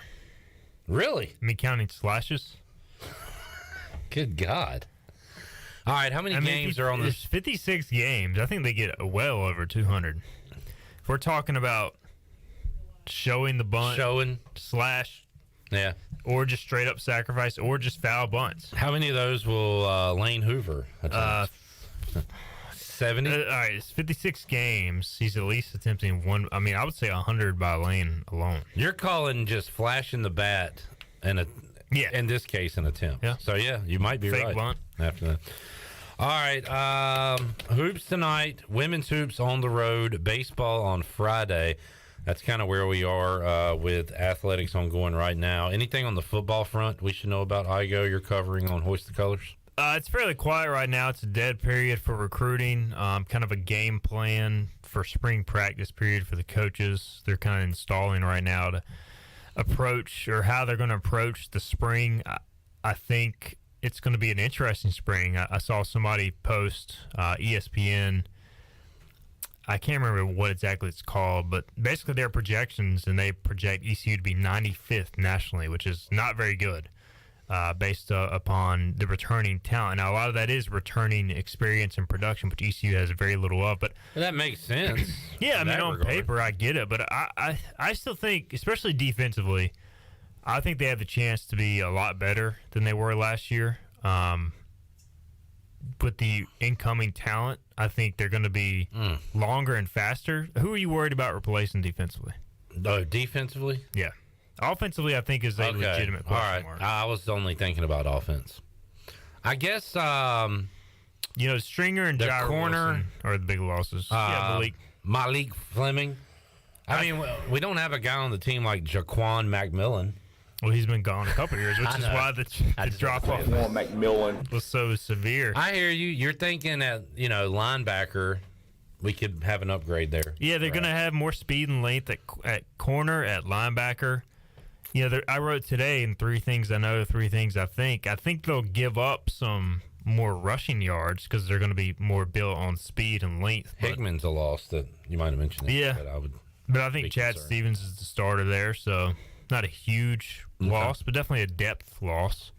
So, I mean, the whole D-line is pretty much back, though, so you feel good about that. I feel good about linebacker. Corner is a legitimate question mark, but I think the personnel they got coming in at corner, they'll have the ability with more size to play more man coverage. They've been having to play a lot of zone at times due to having smaller cornerbacks. And so I think that's something we could see differently. I'm trying to identify the jersey that Jonathan Wagner has hanging up. I know it. Oh, Steven Strasburg. Yeah, good job. Yeah. I was going to mention you came out with one of my favorite features, and I think a lot of people would agree on Hoist the Colors. 3 things I know, 3 things I think. Honest answer here. Did you come up with this yourself? No. Okay. What is it from? 24/7 Sports. I can't remember. It may have been the Miami site that started it, but several years ago, basically one of our team site managers was like, hey, this is a good feature. Yeah. Site X does, try to replicate this for your site. So you do a great job with that. Well, I appreciate it. I mean, I just, it's kind of cathartic because I get to write more of a column style. Hey, here's what I feel good about. Here's what I think I feel good about. And there's been times I've included 3 things I don't have any idea about. And so, if I have a bunch of thoughts I just want to write out because I enjoy writing stuff I'm passionate about, I'll include that as well. Did you ever read Peter King's Monday Morning Quarterback? Yes, every now and then. He used to have things I think, or something like that. Remember? He would just go, you could tell he would be one of those guys who would just go on and on. He wouldn't really have a specific format, so to say, but It reminded me of that. Yeah. All right, good stuff. Thanks for hanging out, Steven. Thanks for having me. The Dominican Republic lineup looks insane for the World Baseball Classic. That includes your guy Julio from the Mariners. Yeah, I'm excited for some World Baseball Classic. And I believe excited for baseball. Looked it up on Sunday. That's going to be relatively available on Fox Sports. Relatively available? Like, I feel like everybody should pretty much be able to get that. I think that's a major channel now, yeah. I just never watched I think readily available is what I meant to say. But then when I said relatively available, I made it sound like I meant to say that. That's because I was going to question you on it, but then when you made it sound like you meant to say it, I was like, does he know what he's saying, or is he just going to play it off? Yeah, I tried to play it off, and I'm going to go ahead and admit that I made a mistake on a word. All right, anything else, Igoe? I'm good, man. Ready for the game. Ready to cover a sports event. Yeah. It's been a while. Last time we were in Minji's, it was fun. They were hitting shots. I wasn't even there, and it was fun. Well, it's hopefully going to be fun tonight. All right, we'll talk to you next week. Stephen Igoe, Hoist the Colors, joining us. We'll take our final break, come back, get ready to wrap things up here on Pirate Radio Live on a Wednesday after this.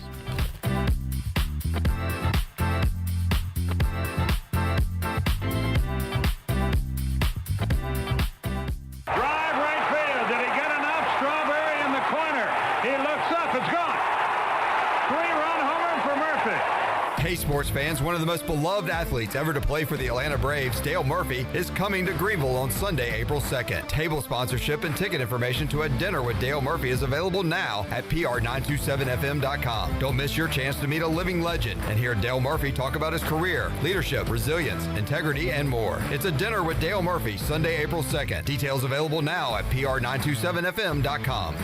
Hey, Troy D here with my good friend Kelvin Rawls from Pest Tech. Kelvin, I just want to thank you and Chris and all the great folks at Pest Tech for such awesome service. You totally eliminated the mosquitoes in my backyard, plus the fire ant problem I was having in the yard. Hey, you're certainly welcome, Troy. I have heard the same thing from all of our customers. With everyone being home, they want to enjoy the outside and being mosquito, fire ant, and pest-free. Enjoy all your property from the kitchen to the curb. Visit pesttechofgreenville.com today for complete service. Happy New Year. This is Talbot Green, and I'm excited to announce our new partnership with Integrity Home Mortgage. Integrity Home Mortgage offers a wide variety of programs ranging from conventional, government, and portfolio loans, plus construction and lot loans. Our Integrity Home Mortgage team of Talbot Green, Braxton Green, and Joanne Weir offer over 50 years of experience and is committed to providing you with superior customer service. To get started, call me, Braxton Green, at 526-8260. Braxton Green, NMLS 222-3878. For informational purposes only, Integrity Home Mortgage Corporation is an equal housing lender, NMLS 208516. The best burgers around. Everyone loves a thick, juicy, and fresh burger. Tiebreakers in Greenville, plus the all-new Tiebreakers in Winterville, do real burgers better than anybody. So don't just go to any burger-themed restaurant chain. It's time to break the chain and eat local. Tiebreakers, real burgers at its best. Everybody loves burgers.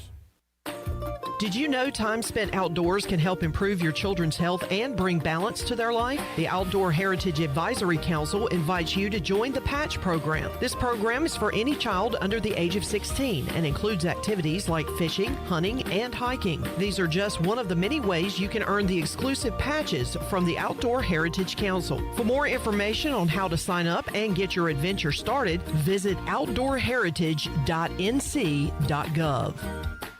Great. It's 30 degrees in here. This is going to be a cold night. No one's coming out this late. I'm on firewood. Dad!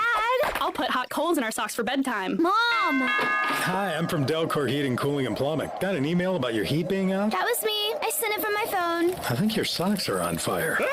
Call Delcor today to get a new system installed for less than $100 a month. Offer expires soon. Go to delcorinc.com. Monthly fee based on new system financing is 9.9% APR for 120 months. Call Delcor for details. East Coast Grading and Utilities is your source for clearing, hauling dirt, and concrete work. East Coast Grading and Utilities handles all sewer and water issues as well. I'm David Vaughn. Whether putting in a new subdivision or helping you with any and all of your drainage problems, I can get the job done. Call me at 531-7494. No job is too big or too small. East Coast Grading and Utilities. Friends helping friends. 531-7494 for East Coast Grading and Utilities.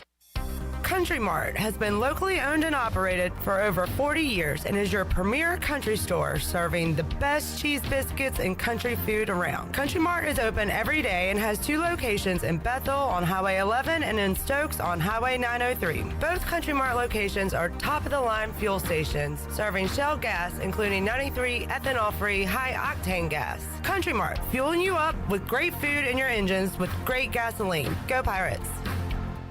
This is Xavier Smith, and you're listening to Pirate Radio, the voice of the Pirate Nation.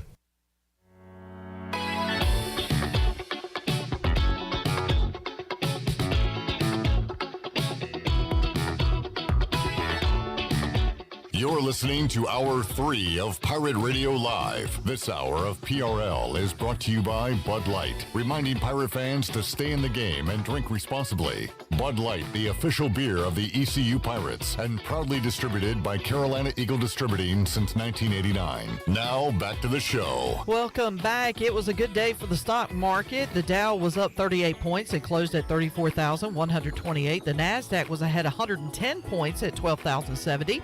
And the S&P was up 11 at 4,147. That's your Wells Fargo Advisors Financial Report. For a personal look into investing, call Wells Fargo Advisors today at 756-6900 in Greenville. Wells Fargo Advisors, LLC, member SIPC. Now let's head back into the show. Here's Clip. Alrighty, back with you, Pirate Radio Live. I got a text from my mom. I guess she wants me to say that it's Darryl Green's birthday. She loves some Darryl Green. Former Hall of Famer. Washington player. Former fastest man in the NFL. Great cornerback. Can we sing him happy birthday? Great dude. And would put these inside of his socks before a game. Hand warmers. No. Something, a type of a 4-leaf clover. Food that has been discussed this week on the show. Soup. No, but that would be something. Hot boiling soup right down the leg. Do you want to keep guessing or want me to tell you? Wait, a food that's been discussed this week? On the show. Been talked about. That dip. That Troy likes. The spinach dip. Spanakopita. Spanakopita. No. Did he put spanakopita in there? Scott knows it. Tootsie Rolls. We got a whole bag full of them in here. They would put Tootsie Rolls in his socks before the game, and I remember a NFL Films video. He said it was a big one. It's a double Tootsie Roll day, and he had the jumbos in there. Why? I have no idea, but he was a great player. All right, thank you to P. Mace, Stephen Igoe, Seymour for joining us today. Thank all you folks for chiming in or for tuning in. We appreciate it, and we'll be back with you Thursday, 3 o'clock. On an all-new edition of Pirate Radio Live. Going to play Name That Sound and recap ECU Cincinnati for Shirley Rhodes, Chandler Honeycutt. I'm Clip Brock. Jeff Charles, take us home. Have a great night, Eastern Carolina. Thanks for listening to Pirate Radio Live, an exclusive presentation of the voice of the Pirate Nation. This is Pirate Radio,